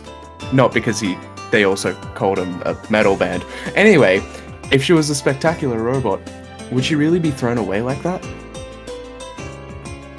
I did run into something weird. There's some sort of built-in protection feature that was stopping the robot from working properly. A protection feature? Rings a bell. Something the junk version Lucy might have mentioned yesterday. Whatever it was, she seems to be doing fine now. And you removed it? Yeah, it wasn't too difficult. Since it was just one of those you put it on display models. I'm just curious as to why they would bother doing such a thing before throwing it away. He appears to be lost in thought. It might mean that the inventor wanted to keep this new technology sealed away from humanity. If not, then maybe... What if there was a serious bug? That's what I thought too. So I ran some tests, but found nothing. It's safe to say that she won't be harming anyone. Why would she ever want to harm people? I'm just saying that she properly obeys the 3 laws of robotics. At least she won't be a threat. Ah. The 3 laws of robotics. 1. A robot may not injure a human being or through an action allow a human being to come to harm. 2. A robot must obey the orders given to it by human beings, except where such orders would conflict with the first law. 3. A robot must protect its own existence as long as such protection does not conflict with the first or second law. These laws enable humans to keep control of robots. They make sure that humans will always have authority over robots. That's how we can avert any catastrophe.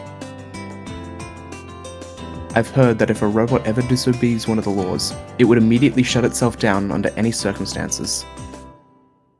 That's why there aren't any glaring flaws to this system. I shift my focus back to the numbers displayed on the calculator, glancing at Lucy. I'm reminded of a forlorn puppy, and it's really bothering me.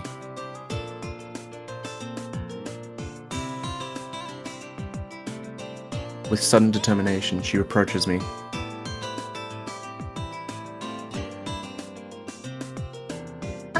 Master? Sorry to interrupt, but What's wrong? Lucy just wanted to say that she really is capable of doing anything. That's why Lucy believes she could be a big help to Master with any task. Yes, and... So, So what? so that's why, I never get tired of seeing Lucy look so depressed. It seems to satisfy the hidden sadist within me. She's really trying to put a show on for me. Essentially, she's a self-advertising product. You don't see that every day. But willing to go this far for me, it'd be too cruel to let her go at this point.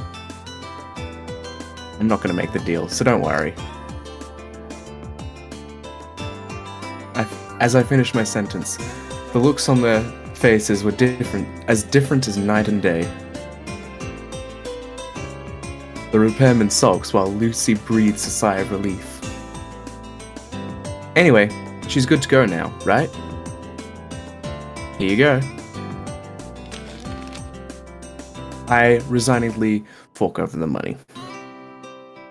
All my hard-earned cash. Bitterly, the repairman accepts the payment after a moment's hesitation. She's better. But be careful not to put any strain on her legs for a while. Keep it light and cut down on excursions. Sure. So we're gonna play piggyback again? Wonderful. She's not too heavy, so I can manage. Thanks for all your help. Yeah. This guy's really got it bad. Practically bleeding out over the android. Maybe I'll throw him a bone. Look, we'll do regular checkups. Sound good? Okay. But make sure to treat her well. And don't overwork her too much, alright?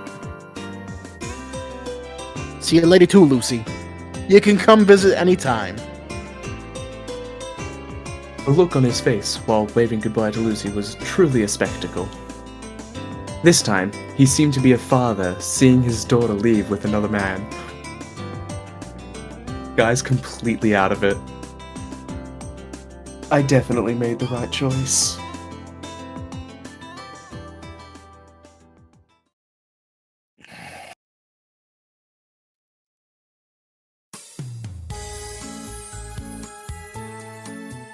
Exiting, we head out to the sidewalk. I stop in my tracks. In silence, I kneel down, facing away from Lucy. Hop on.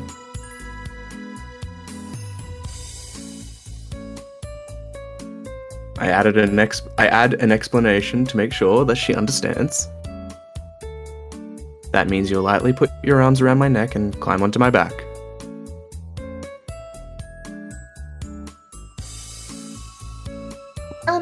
Master? Just a quick question. What is it?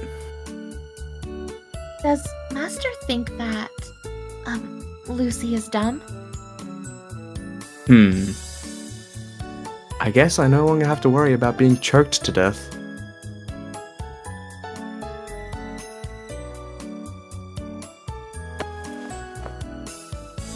I feel her weight gradually shift onto my back.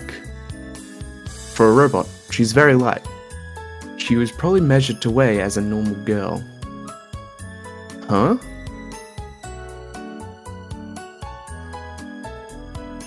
What is it, Master? No, it's nothing.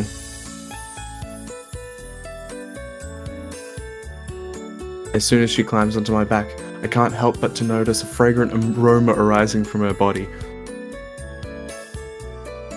It's neither too intense nor fleeting, It gently spreads evenly along my nose. It starts with a sweet, fruity scent reminiscent of a youthful girl.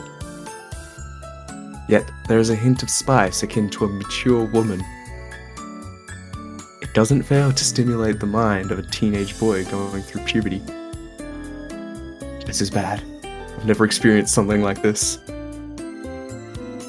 It didn't happen this morning, but why now? It's probably because of the smell. It wasn't there earlier. Feeling a little faint, I desperately try to get a grasp of the situation. Master's heart rate is rapidly increasing. Is something the matter? She's measuring my heart rate? That's not fair. I feel a little embarrassed for revealing that I'm a nervous wreck right now. I'm able to hold back. I decide to be honest to myself. This smell, what is it? Is it because of that? The man at the shop gave Lucy all sorts of gifts. He told Lucy that since she's a girl, she needs to take good care of herself. He takes out a bottle of perfume amongst other makeup accessories. Jeez, that guy is scary. Really scary.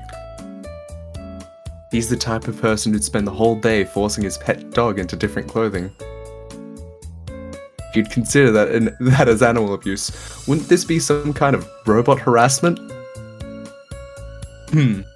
Well, I don't know. All this stuff, just for a robot. What a silly guy.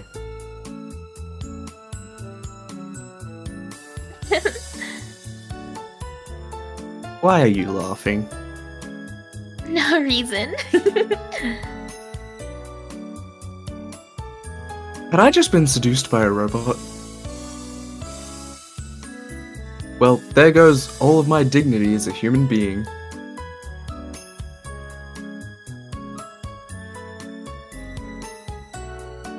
Is it too heavy? What are you going on about now? I purposely try to sound irritated. It doesn't affect her in any way, however. Lucy's body. Is Lucy too heavy for Master? You're lighter than I expected.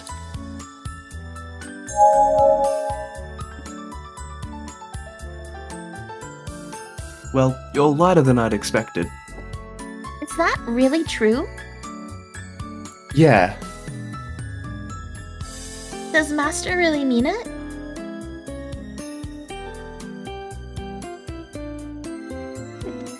Master isn't planning to drop Lucy off a cliff while she's basking in happiness? Is that supposed to be funny? Have you been deceived all your life? Maybe I was being too rough on her. I didn't think she'd start being so skeptical. Before I ruin her completely, I decide to treat her a little kinder from now on.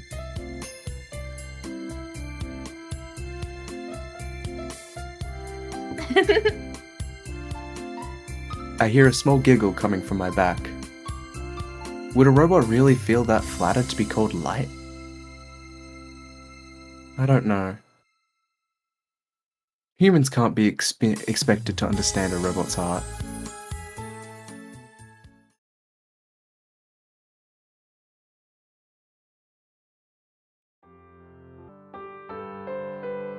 How about now? No, the mouse has just changed. Yeah. Oh, now it's better. What is? Interesting, I love these technical issues. Is it there? Yes. Okay, good. Yeah. The scenery was changing more slowly than usual today. Maybe it's because I'd been carrying Lucy on my back. But it's not that a lot of time had passed. Winter was just on its way. As evidenced by these increasingly shorter days. Lucy hasn't said anything for a while. I steal a glance at her, wondering if she's asleep. but she's not.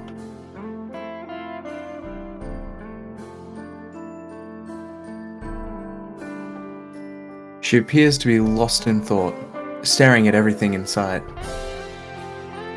She looks like a child inside of a pleasant dream. I can see her eyes sparkling.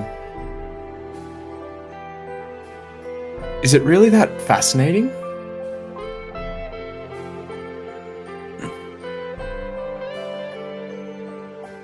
What does the Master mean by that? This place.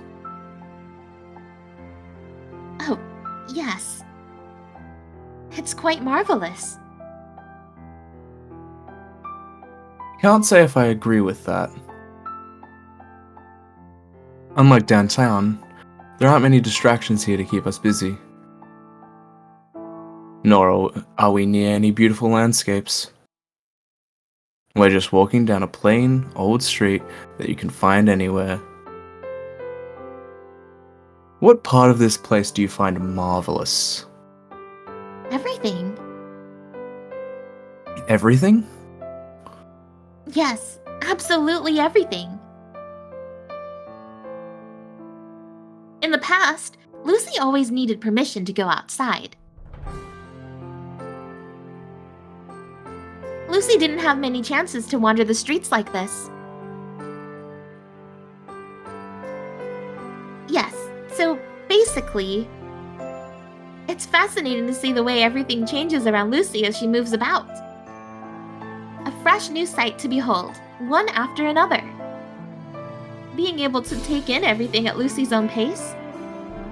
Lucy finds that delightful. That's why everything looks so marvelous. I see.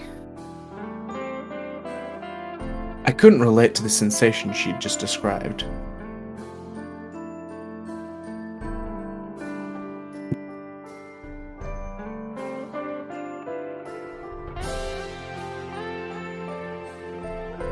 Master?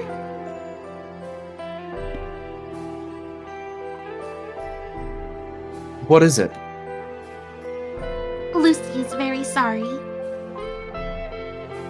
What's with you, all of a sudden? I'm caught off guard by an unexpected apology. Had she really done anything wrong?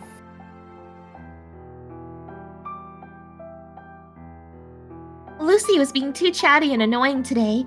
She is very sorry. Lucy is supposed to be calm and understanding of others, but I found it strange how Lucy was telling me what kind of person she was supposed to be. If anyone other than Lucy had told me the same thing, I'd have probably had laughed at them. Anyone but himself would never be able to find out what kind of person he truly is. Sitting in front of a mirror reveals all of the flaws of your body. Sitting in front of a person reveals all of the flaws in your personality. If you ever want to find something about yourself, it needs to be reflected back to you by something else. That is why attempting to describe your own personality is the same as describing what kind of person you'd actually want to be. It'd just be a bunch of pretentious nonsense. But this is only the case for humans. Lucy is an android. She's not human. That's why it doesn't sound strange coming from her.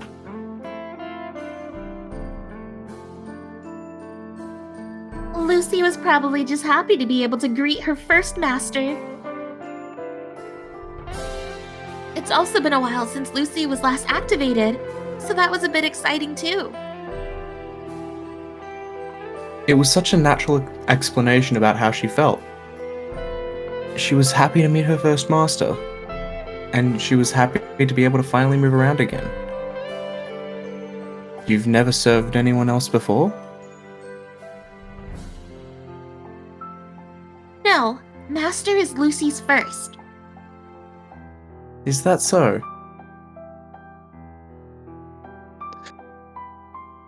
So, she's a new model that no one else has ever touched. That line of thinking sounds dirty, but that's not what I mean. Lucy really enjoyed her time back at the lab. The researchers were all so very kind. Lucy talked about a lot of things with everyone and learned a lot too. A lab, did she say? Oh, I'm sure they treated her well. Whenever Lucy said something interesting, or whenever Lucy did something as she was told to do, they were very happy. They would say, "Lucy is very smart," and pat Lucy's head.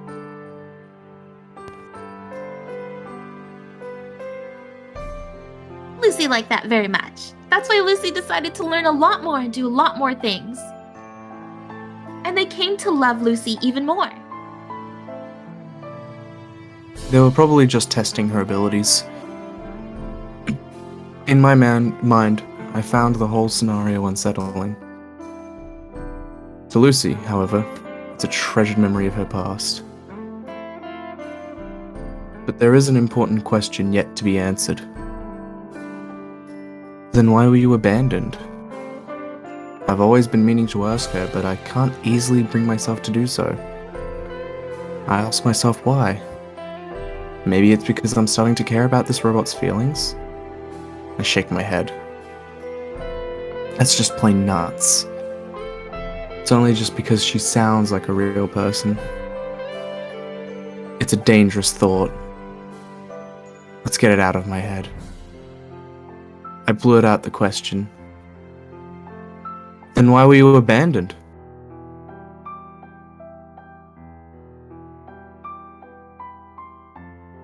Lucy goes silent. Nothing is said for a while. The quietness stretches into an awkward silence. I start to regret asking the question. Because no one loved Lucy anymore. With those words, Lucy finally breaks the silence. Somewhere along the line, they stopped smiling at Lucy.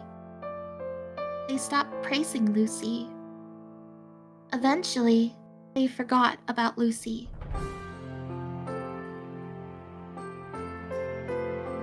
While running on reserve power, Lucy could only keep track of the passing time. Doing absolutely nothing, it felt like an eternity. Those days went on and on. Then one day, Lucy goes silent once more. Then one day she found herself left in the dust, is what she probably wanted to say. Maybe they didn't like something about her, or they found a significant flaw within her design. But I don't like the fact that they had just tossed her aside after giving her so much love and attention. Aren't they being too inconsiderate? A small rage boils inside me, directed at those cruel researchers with no sense of responsibility. When I regained my senses after a few seconds, I became surprised. I can't word. I become surprised at how angry I was. What was I thinking? They were just throwing away a failed experiment. The object on my back is nothing more than an impressive fake. She's not real. She's not a living creature.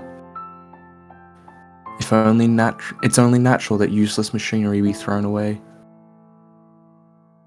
There's no need for me to be so angry.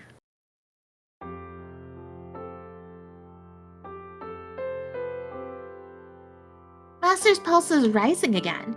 Is something wrong? It's nothing. And stop measuring that all the time. But Lucy is programmed to record Master's temperature automatically. Then it's an order. I order you not to measure anything from now on. An order? Then Lucy has no choice. There is another silence. But this time, not an unpleasant one.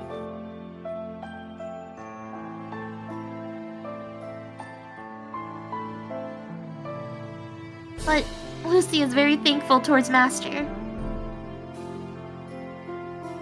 I just can't seem to figure out this robot's train of thought. What? Lucy doesn't know how much time has passed since she was thrown away.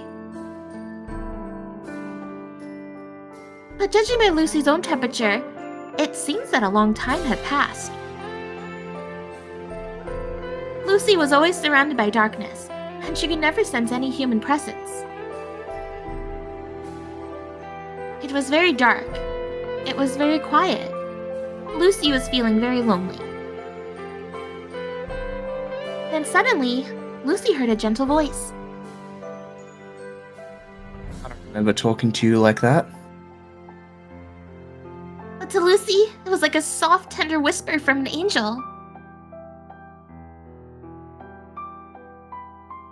At last, in the dark abyss, the light that Lucy had lost so long ago had finally been returned. It was Master who found Lucy. You're overreacting.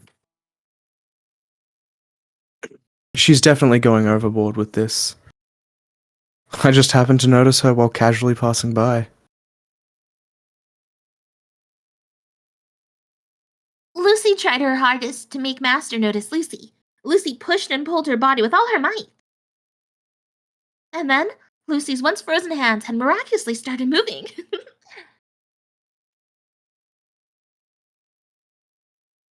There were only a few words which didn't contain any significant meaning. And it was only on a moment's whim that I'd taken her home. But I was surprised those simple actions were a big help to the robot. Lucy is very thankful that Master has taken her in. Being able to say the most embarrassing things without hesitation. I guess that's one of the advantages of being a robot. I can feel my face beginning to blush. I quickly duck in order to hide my embarrassment. Shut up! I'm gonna make you pay for what you're worth, so you'd better be ready for it.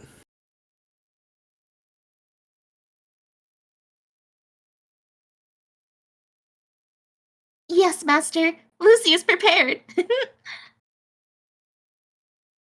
What's so funny? Why do you keep laughing like that? It's creeping me out. Lucy doesn't know. She cannot contain her laughter.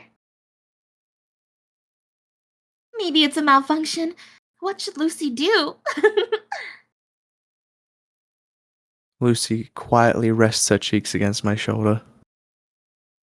The sensation of her soft skin causes me to flinch. She feels very much different compared to this morning. It feels as if I'm carrying a real person on my back instead of a robot. I start to wonder what could be causing this difference in perception. Was it just a placebo effect? Or had something really changed since this morning? If something really did change, was it me? Or the robot? I continue to ponder over the question on the way home. I never managed to come up with an answer.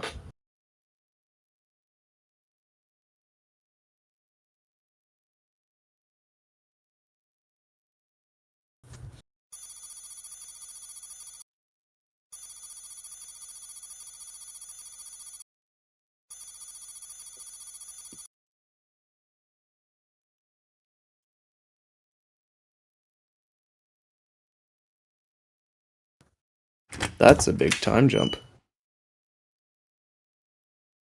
I unlock the front door and enter the house. What was the date before? I don't know. Last date I remember was May 3rd, which is actually the doctor, which was a while ago. Yeah.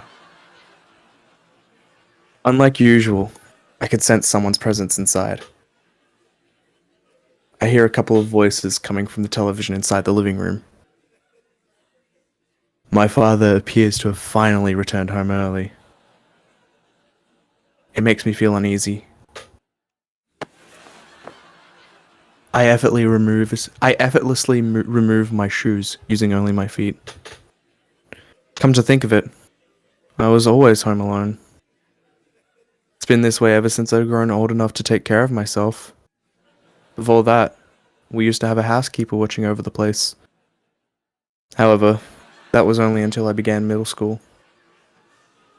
From then on, I was always by myself. I would eat breakfast alone. I would eat dinner alone.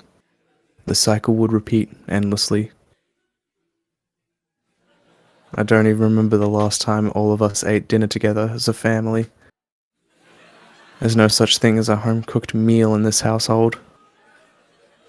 I've eaten so many different kinds of instant foods in my life that I've come to memorize every product of every brand. My father puts his work before family, and my new mother follows my father everywhere to support him while practically ignoring me. That is my family. At this point, it feels out of place to see someone actually at home.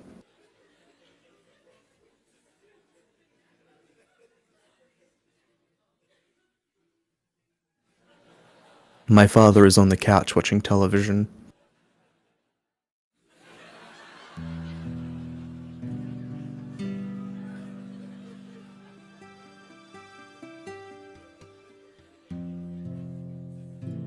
You're back. He doesn't even turn around to face me. It implies that he's not in a good mood. Yes, father. You're very late. I checked the time. It wasn't actually that late. There are times where when I'd be back much later. I wonder if this man ever knows how old I am. Where have you been wandering around for so long? Don't you know that you'll be in college soon? I don't bother replying, says the guy who never paid any attention to me. I think to myself, I don't get along too well with my father. Our relationship compares badly with other families, but that is to be expected. We've never spent much quality time together, going to the zoo, or playing soccer together. I don't have any of those fond memories that other kids my age probably have. My earliest memories are of my father's stern face. So it'd be even more bizarre if we actually got along. As I stand in silence, the old man launches his next attack. Are you not listening to me? He still doesn't bother looking at me. I've gotten used to minding my own business. We keep to our own devices. To solve any conflicts within a family, you would normally need to sit down together and talk about it. But my father doesn't think there's any need of that. He thinks everything is fine the way it is. It'd be really painful to talk face to face with that man, though. I just stopped by somewhere on the way home. Yeah, I'll just deal with our usual exchange. As long as I don't make him angry, that's good enough for me. I just need to maintain the peace between us. It's always been this way. As usual, I try my best not to rock the boat. I don't know what you kids are up to these days. But remember that students like you should be studying. I'm saying this for your sake. So stop hanging around with those brats who only care about having fun. You can't afford to lose sight of your main goal. Stay focused. I'll be going to my room now. With that said, I try to make my escape. Our conversation would usually end about here. But Lucy, who'd been silent all this time, decides to whisper something into my ear.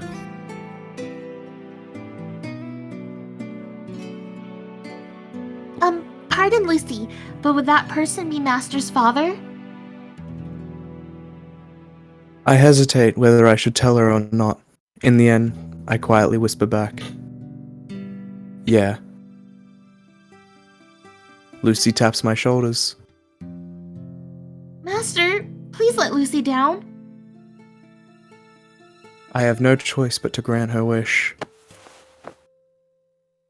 Maybe Lucy's voice had caught him by surprise. Because my father finally turned to face me. He's wearing a bewildered look. Who's your guest? With a wide smile, Lucy grabs onto the edges of her skirt. Then she performs a flawless curtsy that would make a princess envious. Hello, before Father is an android with limitless capabilities, Lucy Valentine. Lucy will be in Father's care from now on, so she hopes she will get along nicely with everyone. What? It's just a robot. His attitude changes completely. The sharpness in his voice penetrates every part of my body. But Lucy doesn't seem to notice. Or rather, she's pretending not to. She continues with a smile. Cooking, cleaning, the laundry, please leave everything to Lucy. Household chores are no match for Lucy. I'm sorry, but there's nothing we need from a robot in this family. I suggest that you go look for somewhere else to stay. Please excuse Lucy. But there's a lot more she can do than just simple chores. Uh-oh, this is not looking good. Meanwhile, Lucy continues to ramble on, completely oblivious of what is to happen.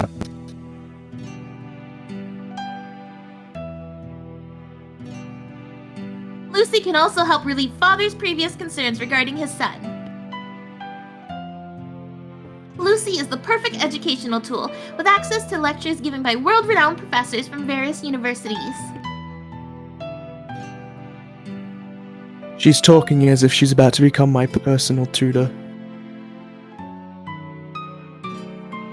Lucy has a lot more features, such as sewing, plumbing, and... Just where did you get this piece of junk? Get it out of my sight! His angry outburst is as sudden as it is intense. It catches Lucy off guard. She stumbles backwards in alarm. No surprises here. I saw all of this coming from a mile away. It's a present from a friend. I lie instinctively. If I honestly tell him that I'd found her in the trash, he'd definitely force me to take her back there. I'll just say that I got her from Dr. Gears. My father knows his manners. There's no way he'll make me throw away a present. Really? You haven't stopped being a troublemaker since you were little. What have I always told you? Robots are ruining society. Did you forget about all of that?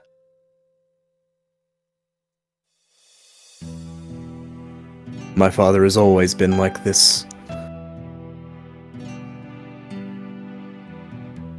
Robots are becoming increasingly more common. They're gradually making their way into our daily lives. But my parents consider them as intruders infiltrating human society. They're unable to catch up with the shifts in technology whilst they refuse to let go of their traditional ways. They simply refuse to coexist with robots. Thanks to that, I grew up hearing nothing but bad things about robots. But what's wrong with keeping one around the house? What's wrong, you ask? I've read that. Oh, sorry. It's fine. I've read that most families own androids nowadays. Why can't we just keep one around for convenience? I've clearly just added fuel to the fire. Convenience. Think about the type of people that care about convenience. Convenience makes us lazy. And when we're lazy, our minds don't work properly. Convenience makes our minds weak. It's obvious how they'll live the rest of their lives. Without realizing that they're hopelessly lazy, they'll just end up living a meaningless existence. I've already lost count of how many times I've heard this from him. Today's lecture is Variant B. It goes from A to Z, by the way. I'm so sick of this. I just want to wrap up this conversation so I can leave as soon as possible. Anyway, I've accepted it already, so we should keep it. I'm the one who's going to be using it, so why do you care? And who's the one going to pay for the electricity? Who taught you to be so selfish? I'm starting to reach my limit. Come on. I want to leave. Then I'll pay for it. I can get a part-time job.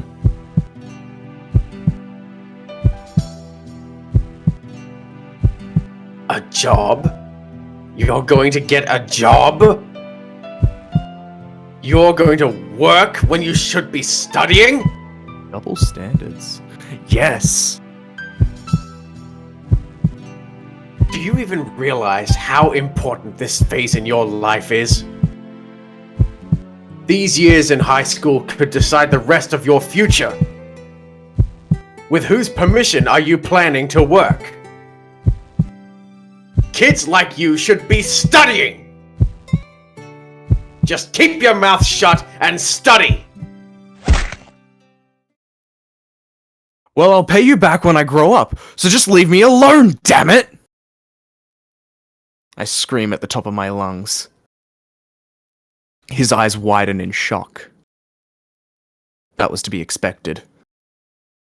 I've never raised my voice in front of my parents before. You can't do this. You can't do that. Then, just what the heck do you expect me to do?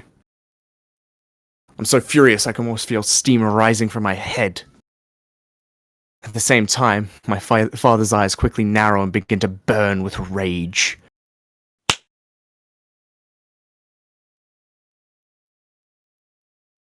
Time slows down and I'm left struggling to process what had just happened. I stand in place, holding my sore cheeks as I stare at my father in shock. Not knowing what to do, Lucy is fidgeting non-stop. Just where did you learn to be so stubborn? I never raised you this way. Shocked and humiliated, I can no longer calm my fiery soul. I turn around and stomp off towards my room. I pull Lucy along with me.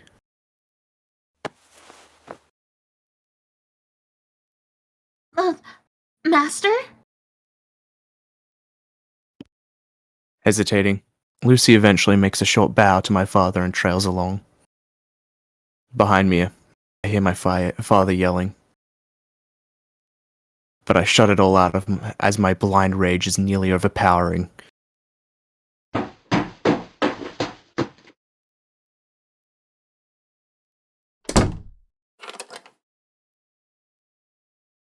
Entering my room, I lock the door behind me. I hear my father yelling as he continues banging on my door for a while. I'm not sure how many minutes have gone by. It feels like an eternity. Even if I block my ears, I can still sense the floor shaking. I curl up my body and wait for the moment to pass.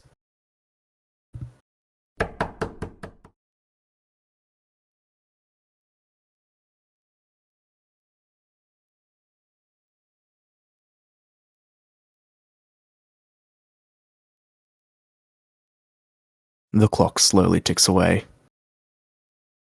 After a long while, I uncover my ears. The noises have stopped, and I finally begin to relax. As my head eventually clears up, I realize what I've done. Whew. I'd finally lost control. I've yelled at my father for the first time in my life. It's been a while since the last time I was hit by my father. It was like rupturing of a dam to so much pressure and strain. Thinking back, it's strange we've never had any direct confrontations like this one. Our relationship was like an unstable bomb, but I'd always managed to prevent it from going off. But today was different. Well, it was bound to happen sooner or later. Whew. I try to slow down my breathing.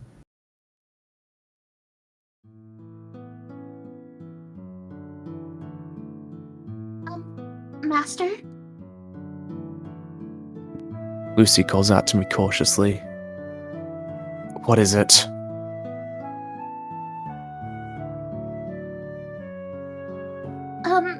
Is Master alright? I wonder what she means by all right. Nothing's all right. But I know what she meant. So I give a small nod anyway. With a wet handkerchief from who knows where, Lucy wipes down my sweaty forehead. The fruity smell of her perfume is surprisingly calming.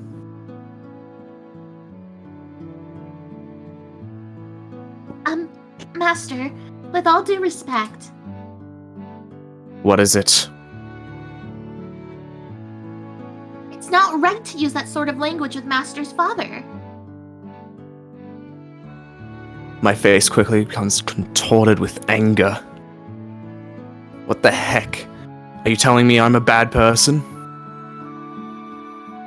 Lucy shakes her head. Lucy isn't saying that Master is bad,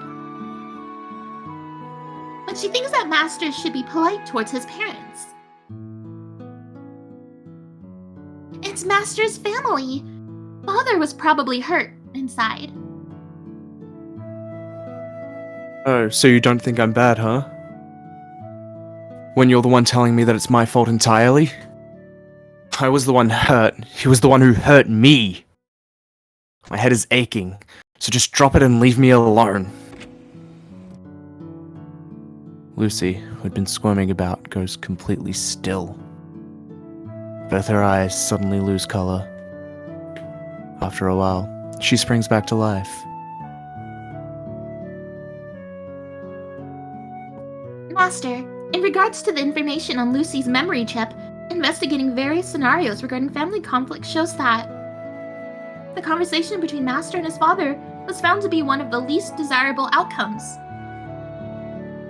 What are you talking about? Logically speaking, it means that additional repercussions may arise from this incident if Master takes no action.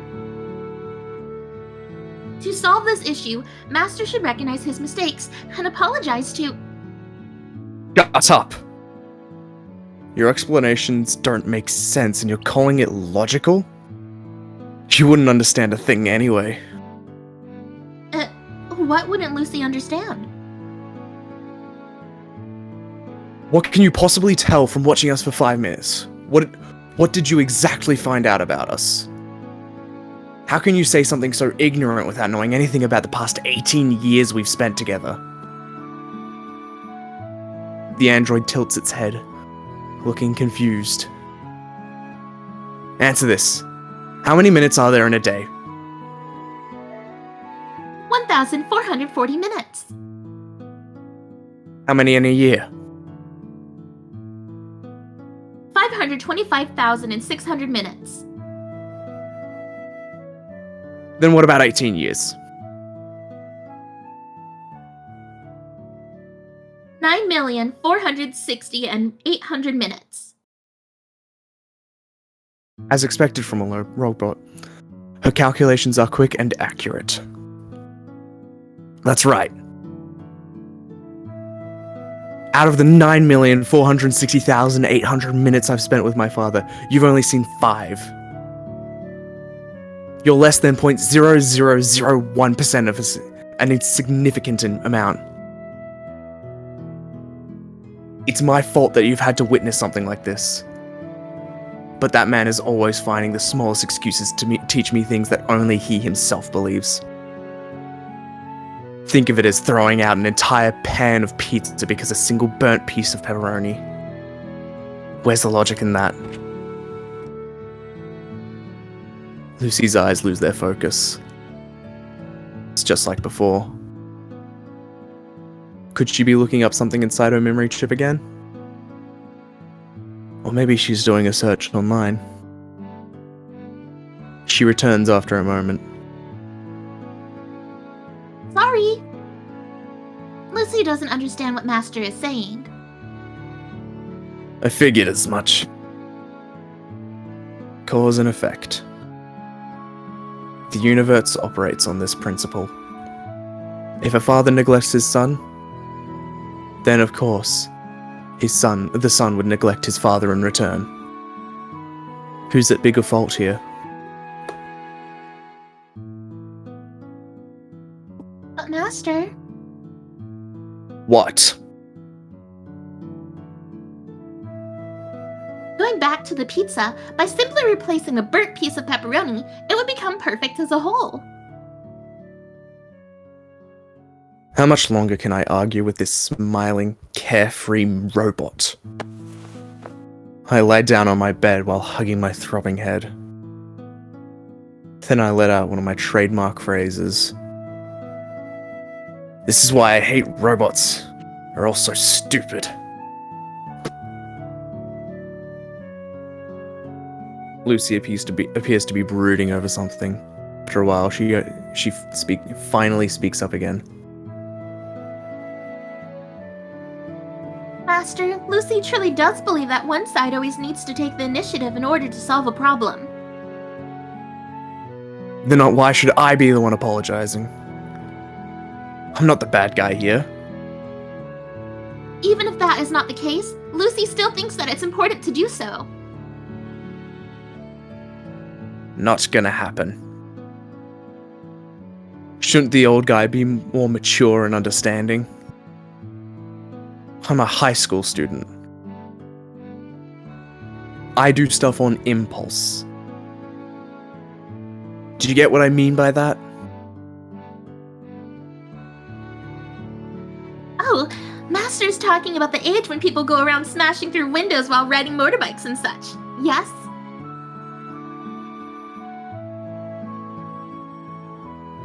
Kind of exaggerated, but as long as she gets my point. Yes. I'm one of those kids these days that the adults are always going on about. It's natural that I'd have trouble controlling my emotions. So don't expect much from me. To be honest, I do think that I'm way more mature than the other kids at my age. This is irrelevant, though. I'm sure anyone would take their family matters very seriously. But it won't be easy for Father to apologize. How do you know? It's because of his personality. You've learned so much from meeting him for just a few minutes. You're really impressive, I tell you. How long Lucy has known Master and his family is not of concern. Lucy has all kinds of information available to her at her fingertips. And according to various sources... Sources? What kind of sources? Wikipedia? Reddit? 4chan? Ignoring my outburst, Lucy continues. Upon analyzing Father's actions in great detail, Lucy concludes that he possesses the typical characteristics of a male leader. He's very stubborn, assertive, and prefers an aggressive approach. Okay, and? It's difficult to change the way a person lives his life. It would be better for Master to reach out to him first. By the way, Yes? if you want me to make up with my father, that means I'll have to throw you out. He's not the type of person to make any compromises. Have you even realized this?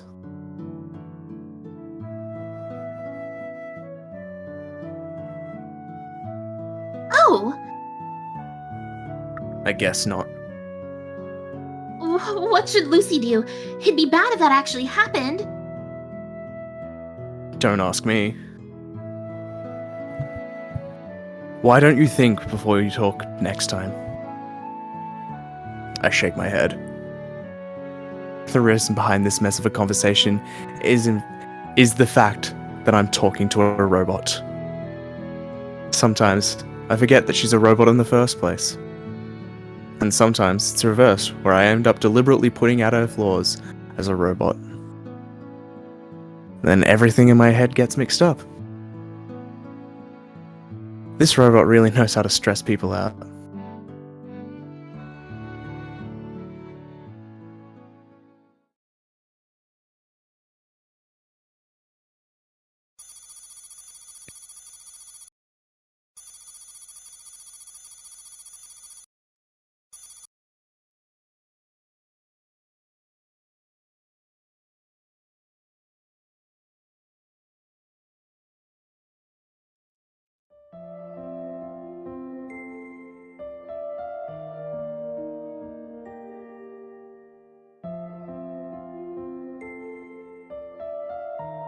James?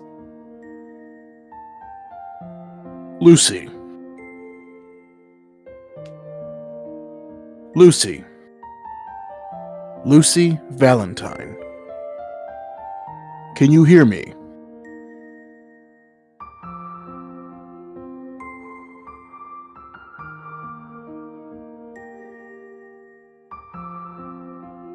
Lou? Can you hear me? Lucy Valentine.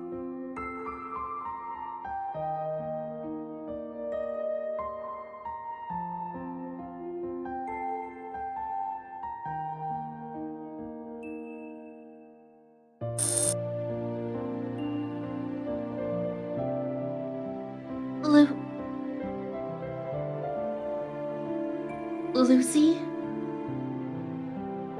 Yes, Lucy Valentine. That is your name. Lucy. Lucy Valentine. And you are... Do you recognize who I am?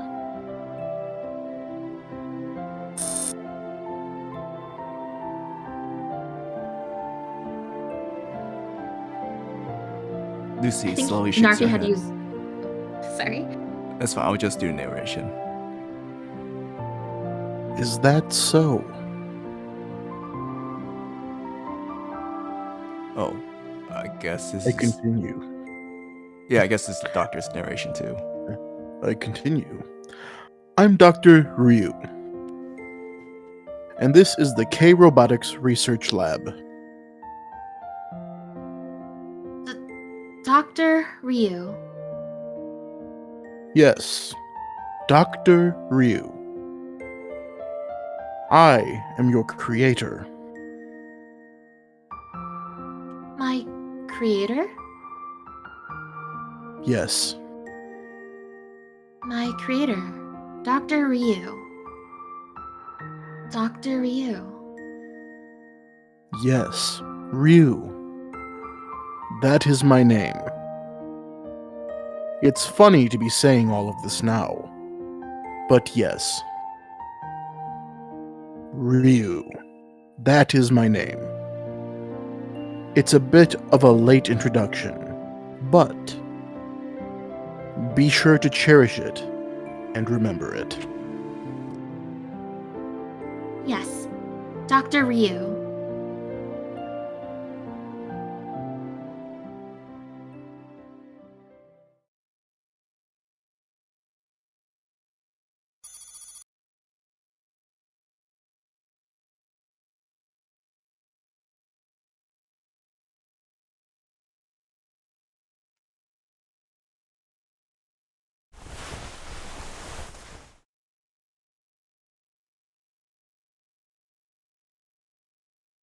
Master? Master?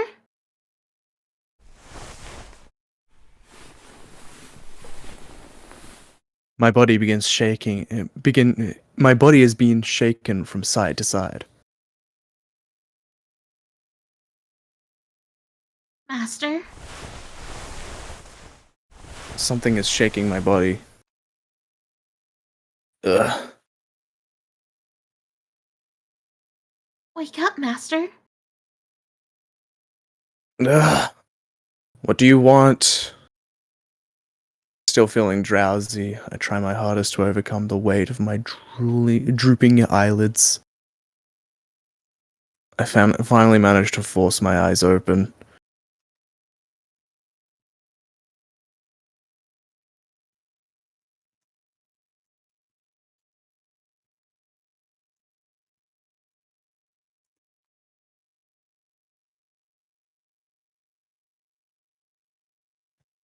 And right before me was a pair of blue eyes the size of frying pans.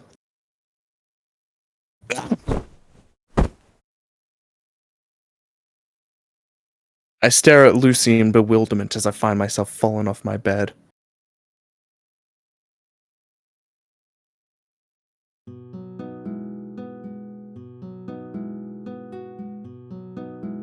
It's morning now. Did Master enjoy his sleep? Before I make any attempt to talk back at her, I decide to check the time. It's earlier than usual.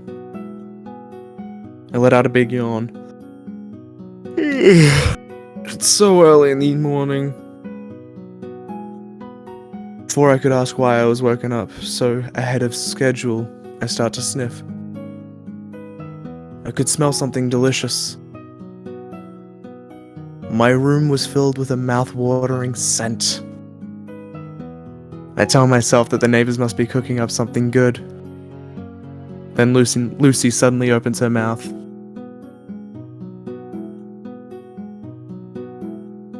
Breakfast will be ready soon. Those words were most unexpected. Did you just say breakfast? Lucy tried preparing something from the leftovers in the fridge. She hopes it will be to Master's liking. Breakfast. The word had a nostalgic ring to it.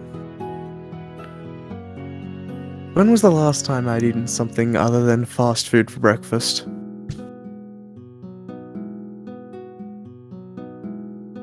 Oh, are there any dishes that Master dislikes in particular? No. Any ingredients then?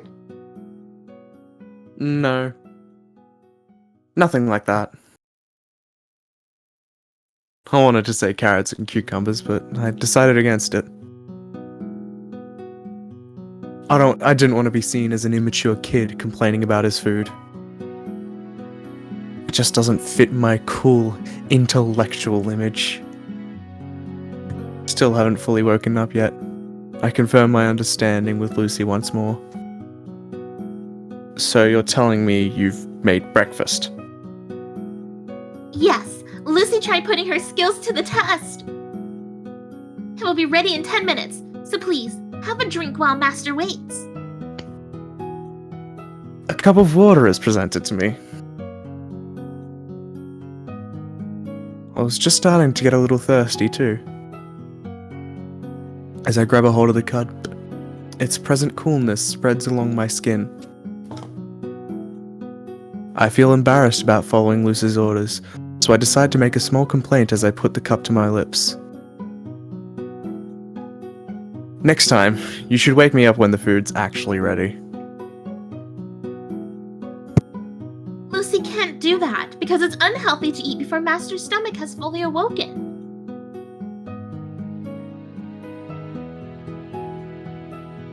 Drinking a cup of water is necessary to get the insides moving. Only then Master can enjoy his food.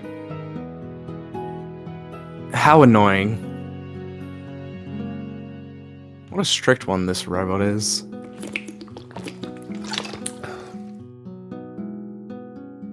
I enjoy the feeling of the cold water pouring down my throat and quenching my thirst. It feels like my insides are being cleansed thoroughly. Suddenly, I realize how absurd this whole situation is. The fact that someone is preparing breakfast for me. Could I still be dreaming? I feel like I'm on cloud 9. Lucy cheerfully skips towards the kitchen. I only continue to stare at her blankly.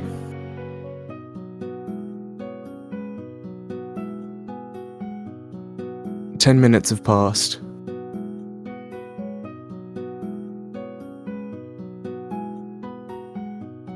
Only now I feel more awake. It's a pain how my body is really slow to start itself up. I begin to feel hungry. The smell of Lucy's cookie motivates me to drag myself out of bed. I head straight to the kitchen table.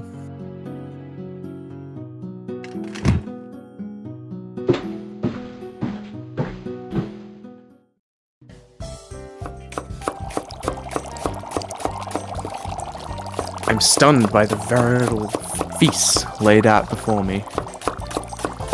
A cloud of white steam is rising from a bowl of rice. The soup is boiling with intensity. The sound it's making is music to my ears.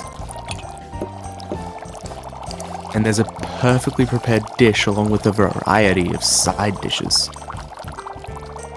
It'd be shameful to compare this to a lunchbox from a convenience store.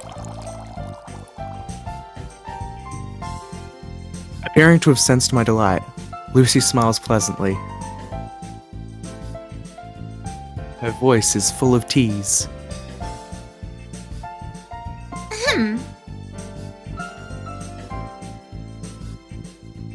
I feel a sense of defeat. I begin to feel frustrated for no particular reason. I want to say something in reply, but decided to hold back. I take a seat in silence and lift my spoon.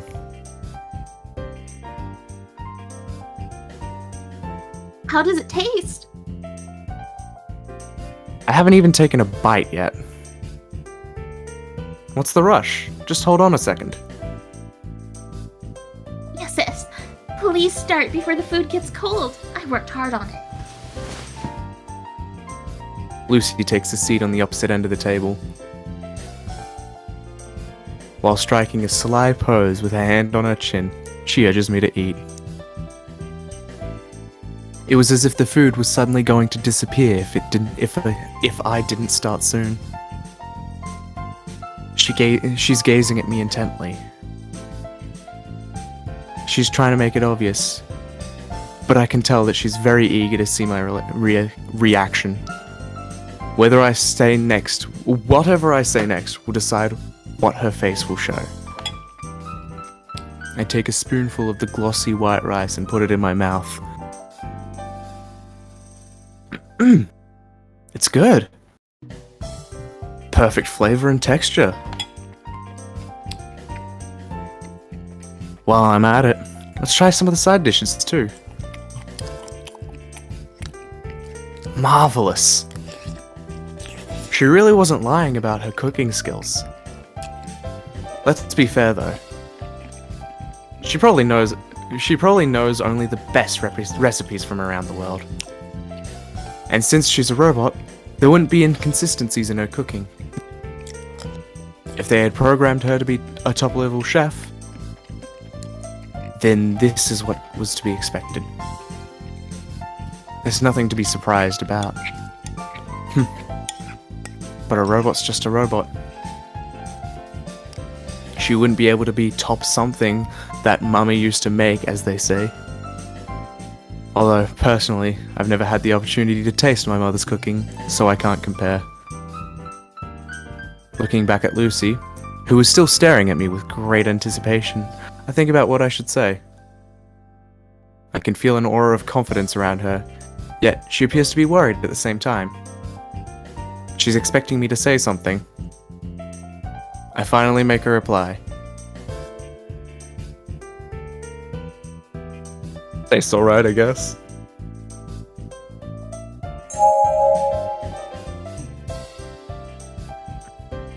Well, tastes alright, I guess. Wow. What a relief.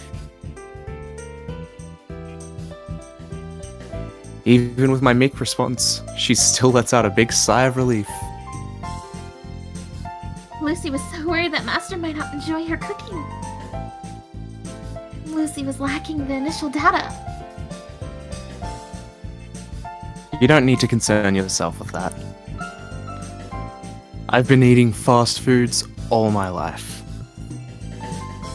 I'll eat anything, even if you make some porridge from pig intestines. Is that how Lucy's cooking tastes like? Please forgive Lucy for her lack of skills. Lucy truly is a failure of an android. She actually looks pretty depressed about this. She looks as if she's about to run off while leaving behind a trail of tears. Am I supposed to chase after her while holding a piece of bread in my mouth or something? No, that's not what I meant. I'm saying that it tastes better than what I'd expect. So you don't need to beat yourself up over it. Is that true? Yeah. Can Lucy really trust Master with those words? Mm-hmm. It doesn't take long for Lucy to cheer up and start humming away happily. It's nice that she's easy to deal with. I continue to eat in silence while checking up on her after every few spoonfuls.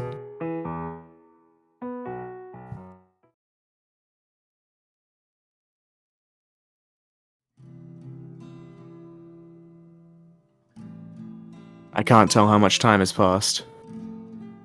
This bowl of rice I'd been eating from has started to show its bottom. I steal a glance at the clock. It's not yet time to leave for school. While reveling in my satisfaction, I decide to sit back on my chair and chill out for a bit. Some time passes. While cleaning up some empty dishes, Lucy asks me a question. Her tone was quite delicate, as if to soothe a small animal.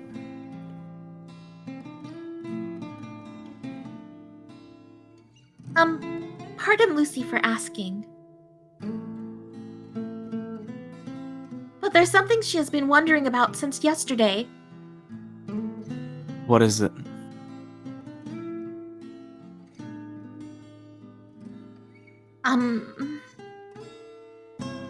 She seemed to be hesitating, so I gave her a little push. Go ahead. The reason why Master hates robots, is it due to Father's influence? The question catches me off guard. All the unpleasant memories involving my father comes flying back. I slowly realized that my chopsticks were frozen in midair. Without missing a beat, I continued delivering the food to my mouth. In an attempt to hide my surprise, I purposely give a curt answer. Well, I guess you could say that. Nothing will change from denying it. I put down the chopsticks and lock eyes with Lucy.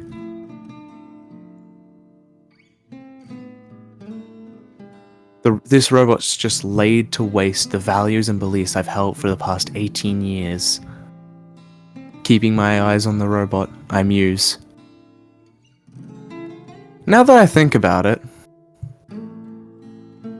I was probably brainwashed.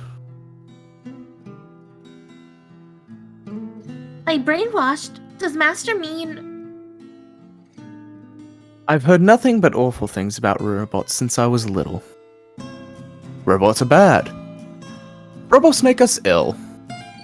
Robots harm society. I grew up listening to that all the time, so it just sort of rubbed off on me. The previous generation of IT. Now, the new generation of robots. As long as we live sandwiched between two generations, there's bound to be people advocating against new technology such as robots. There are plenty of people out there who are strongly opposed to the production of robots. My father is a prime example.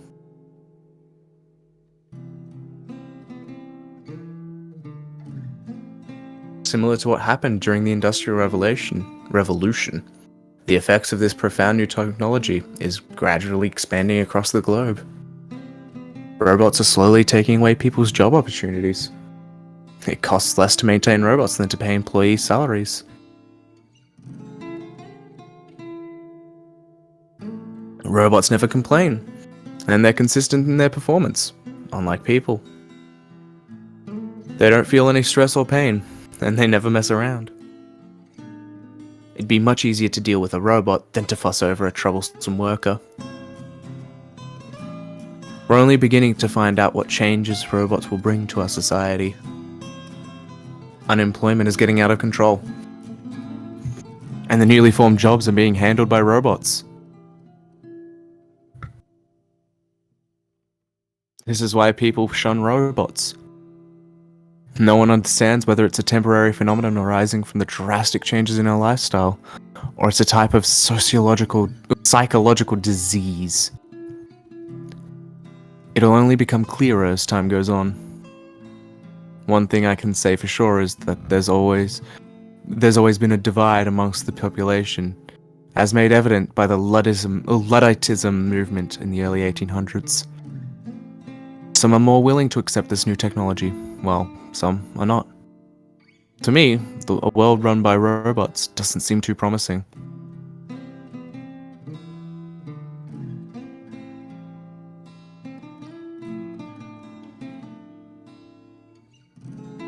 It was too late by the time I'd finally grown old enough to be able to think for myself. It was not as simple as changing my perspective. Because maybe I still would have turned out like this even without my father's influence. My hatred for robots has simply become part of my life now. The most horrifying part of brainwashing is that you can never fight against it. It's technically impossible to bend someone completely out of your will. You can't do anything about people acting loyal on the outside but despising you on the inside. Brainwashing is different, however. Because the person wouldn't have the knowledge to think for himself in the first place. And it's possible to take advantage of that bit by bit. As long as the victim never comes to realize this, he'll never be able to retaliate. There also needs to be a compelling reason for him to change.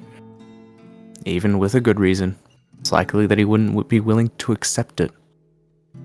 Because if he did, he would be going against all the beliefs he'd held for this entire time. It would crumble the foundation of his very existence. The older a person becomes, the harder it is for him to admit that he has been in the wrong. Who knows? Maybe I would never have come to hate robots. It's too late for me to start thinking about that now, though.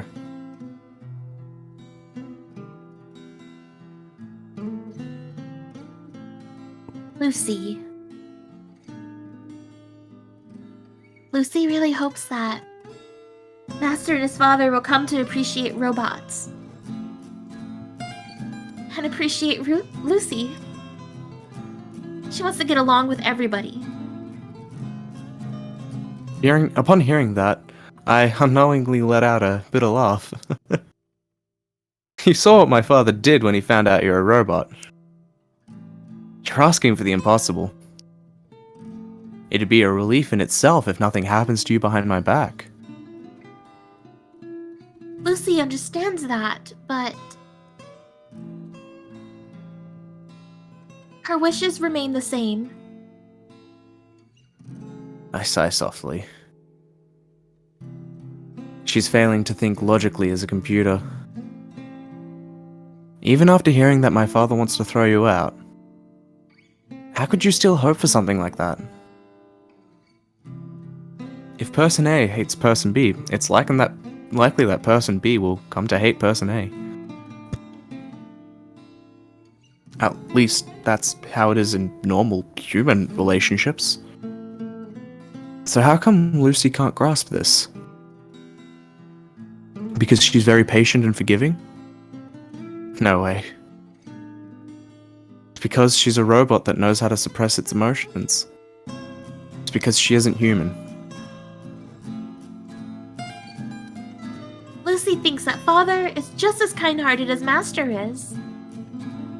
Lucy can tell. That's why she hopes that he will maintain a healthy relationship with Master. With Lucy too, of course. You're already mistaken by calling me kind-hearted. And it's not just Father. She just ignored me. That little... Master, the man at the repair shop and the researchers at the lab, they're all nice people. To be of a big help to everyone, including Master. That is Lucy's mission and her wish. It definitely sounds like something a robot would say. Doesn't seem like she's capable of sorting the good from the bad. I can't help but give a cynical reply. In the end, we're all the same. You've also been brainwashed, but in a different way. Lucy slightly tilts her head to the side. She seems to do that whenever she's confused about something. Could Master elaborate? No. You will love humans. That's essentially what's been programmed into your main system. You have no free will. That's an illusion. You have no choice but to act this way.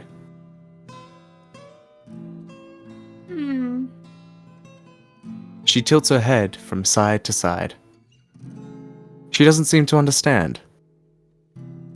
You want to help everyone, right? Yes, of course. And you're happy when you help people? Yes, Lucy is very happy. Why do you think that you want to help others? And that you feel happy once you do? Lucy has no clue. It's because the program the researchers put in your head is forcing you to feel this way. Really?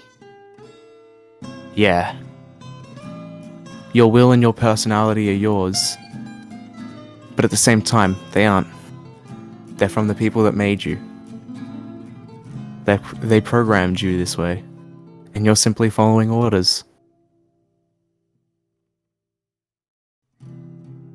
You're nothing but a puppet on a stage whose strings are being pulled.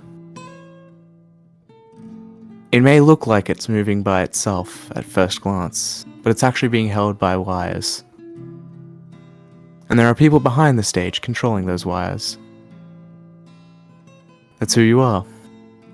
You're only moving according to how they want you to move.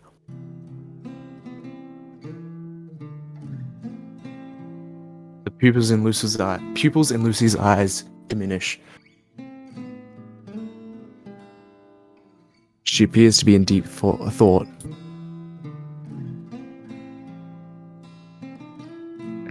Lucy still doesn't understand what Master is saying. I'm saying that your actions have no actual meaning. You're just a toy made to do certain tasks at a certain time. Nothing about you is real. Has no significance. Do you understand? The mind, its emotions, and its intuition on the inside. The body, its movements, and its reactions on the outside. If they're just part of a computer algorithm created by someone, then they aren't genuine. Any gestures, any sentiments, there's no meaning behind them. I stress that idea over and over again. Something like that doesn't have any meaning.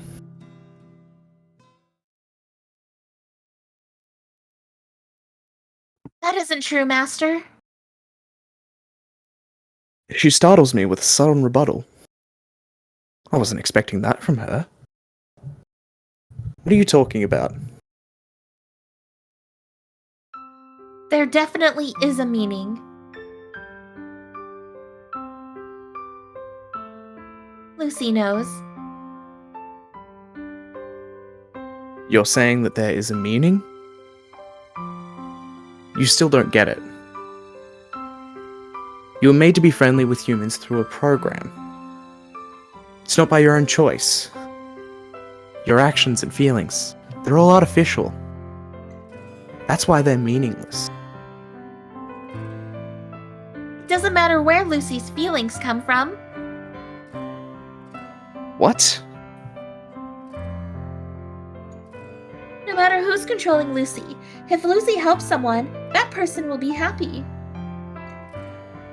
And if he's happy, Lucy will be even happier. Because Lucy was able to help someone in need.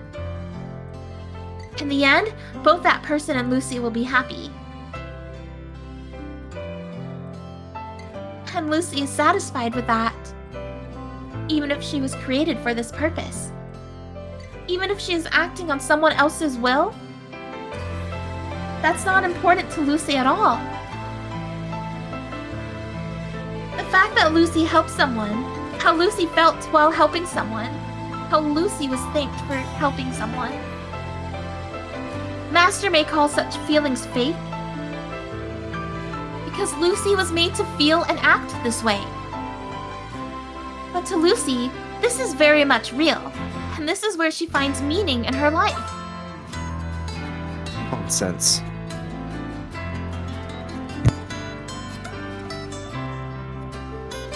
My name is Lucy Valentine. Lucy states her name. As if she's announcing herself before the crowd. She also did not refer to herself in third person. The name Lucy comes from a Latin word meaning light. To become a messenger of hope. That's how Lucy interprets her name. Helping people, finding a sense of accomplishment. This is what Lucy lives for. This warm, fuzzy feeling in her heart after helping someone? Even if she was made to feel this way, these feelings are definitely real to Lucy. And that is why she will continue to help people.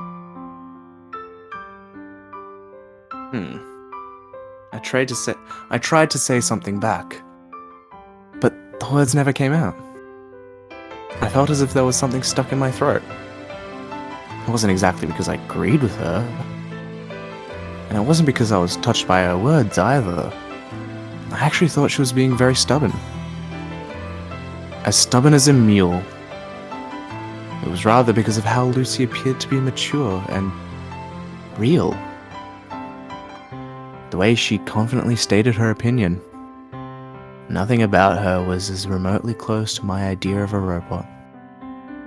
That was why I chose to sit only in silence. I meant to say could.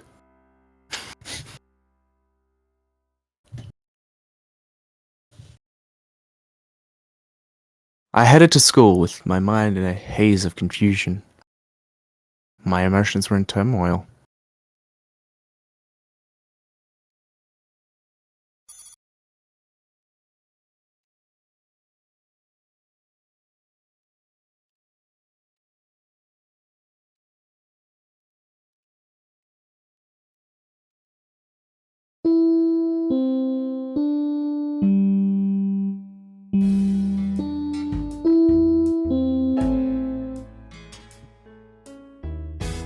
The shrill noise of the lunchtime bell rings in the distance.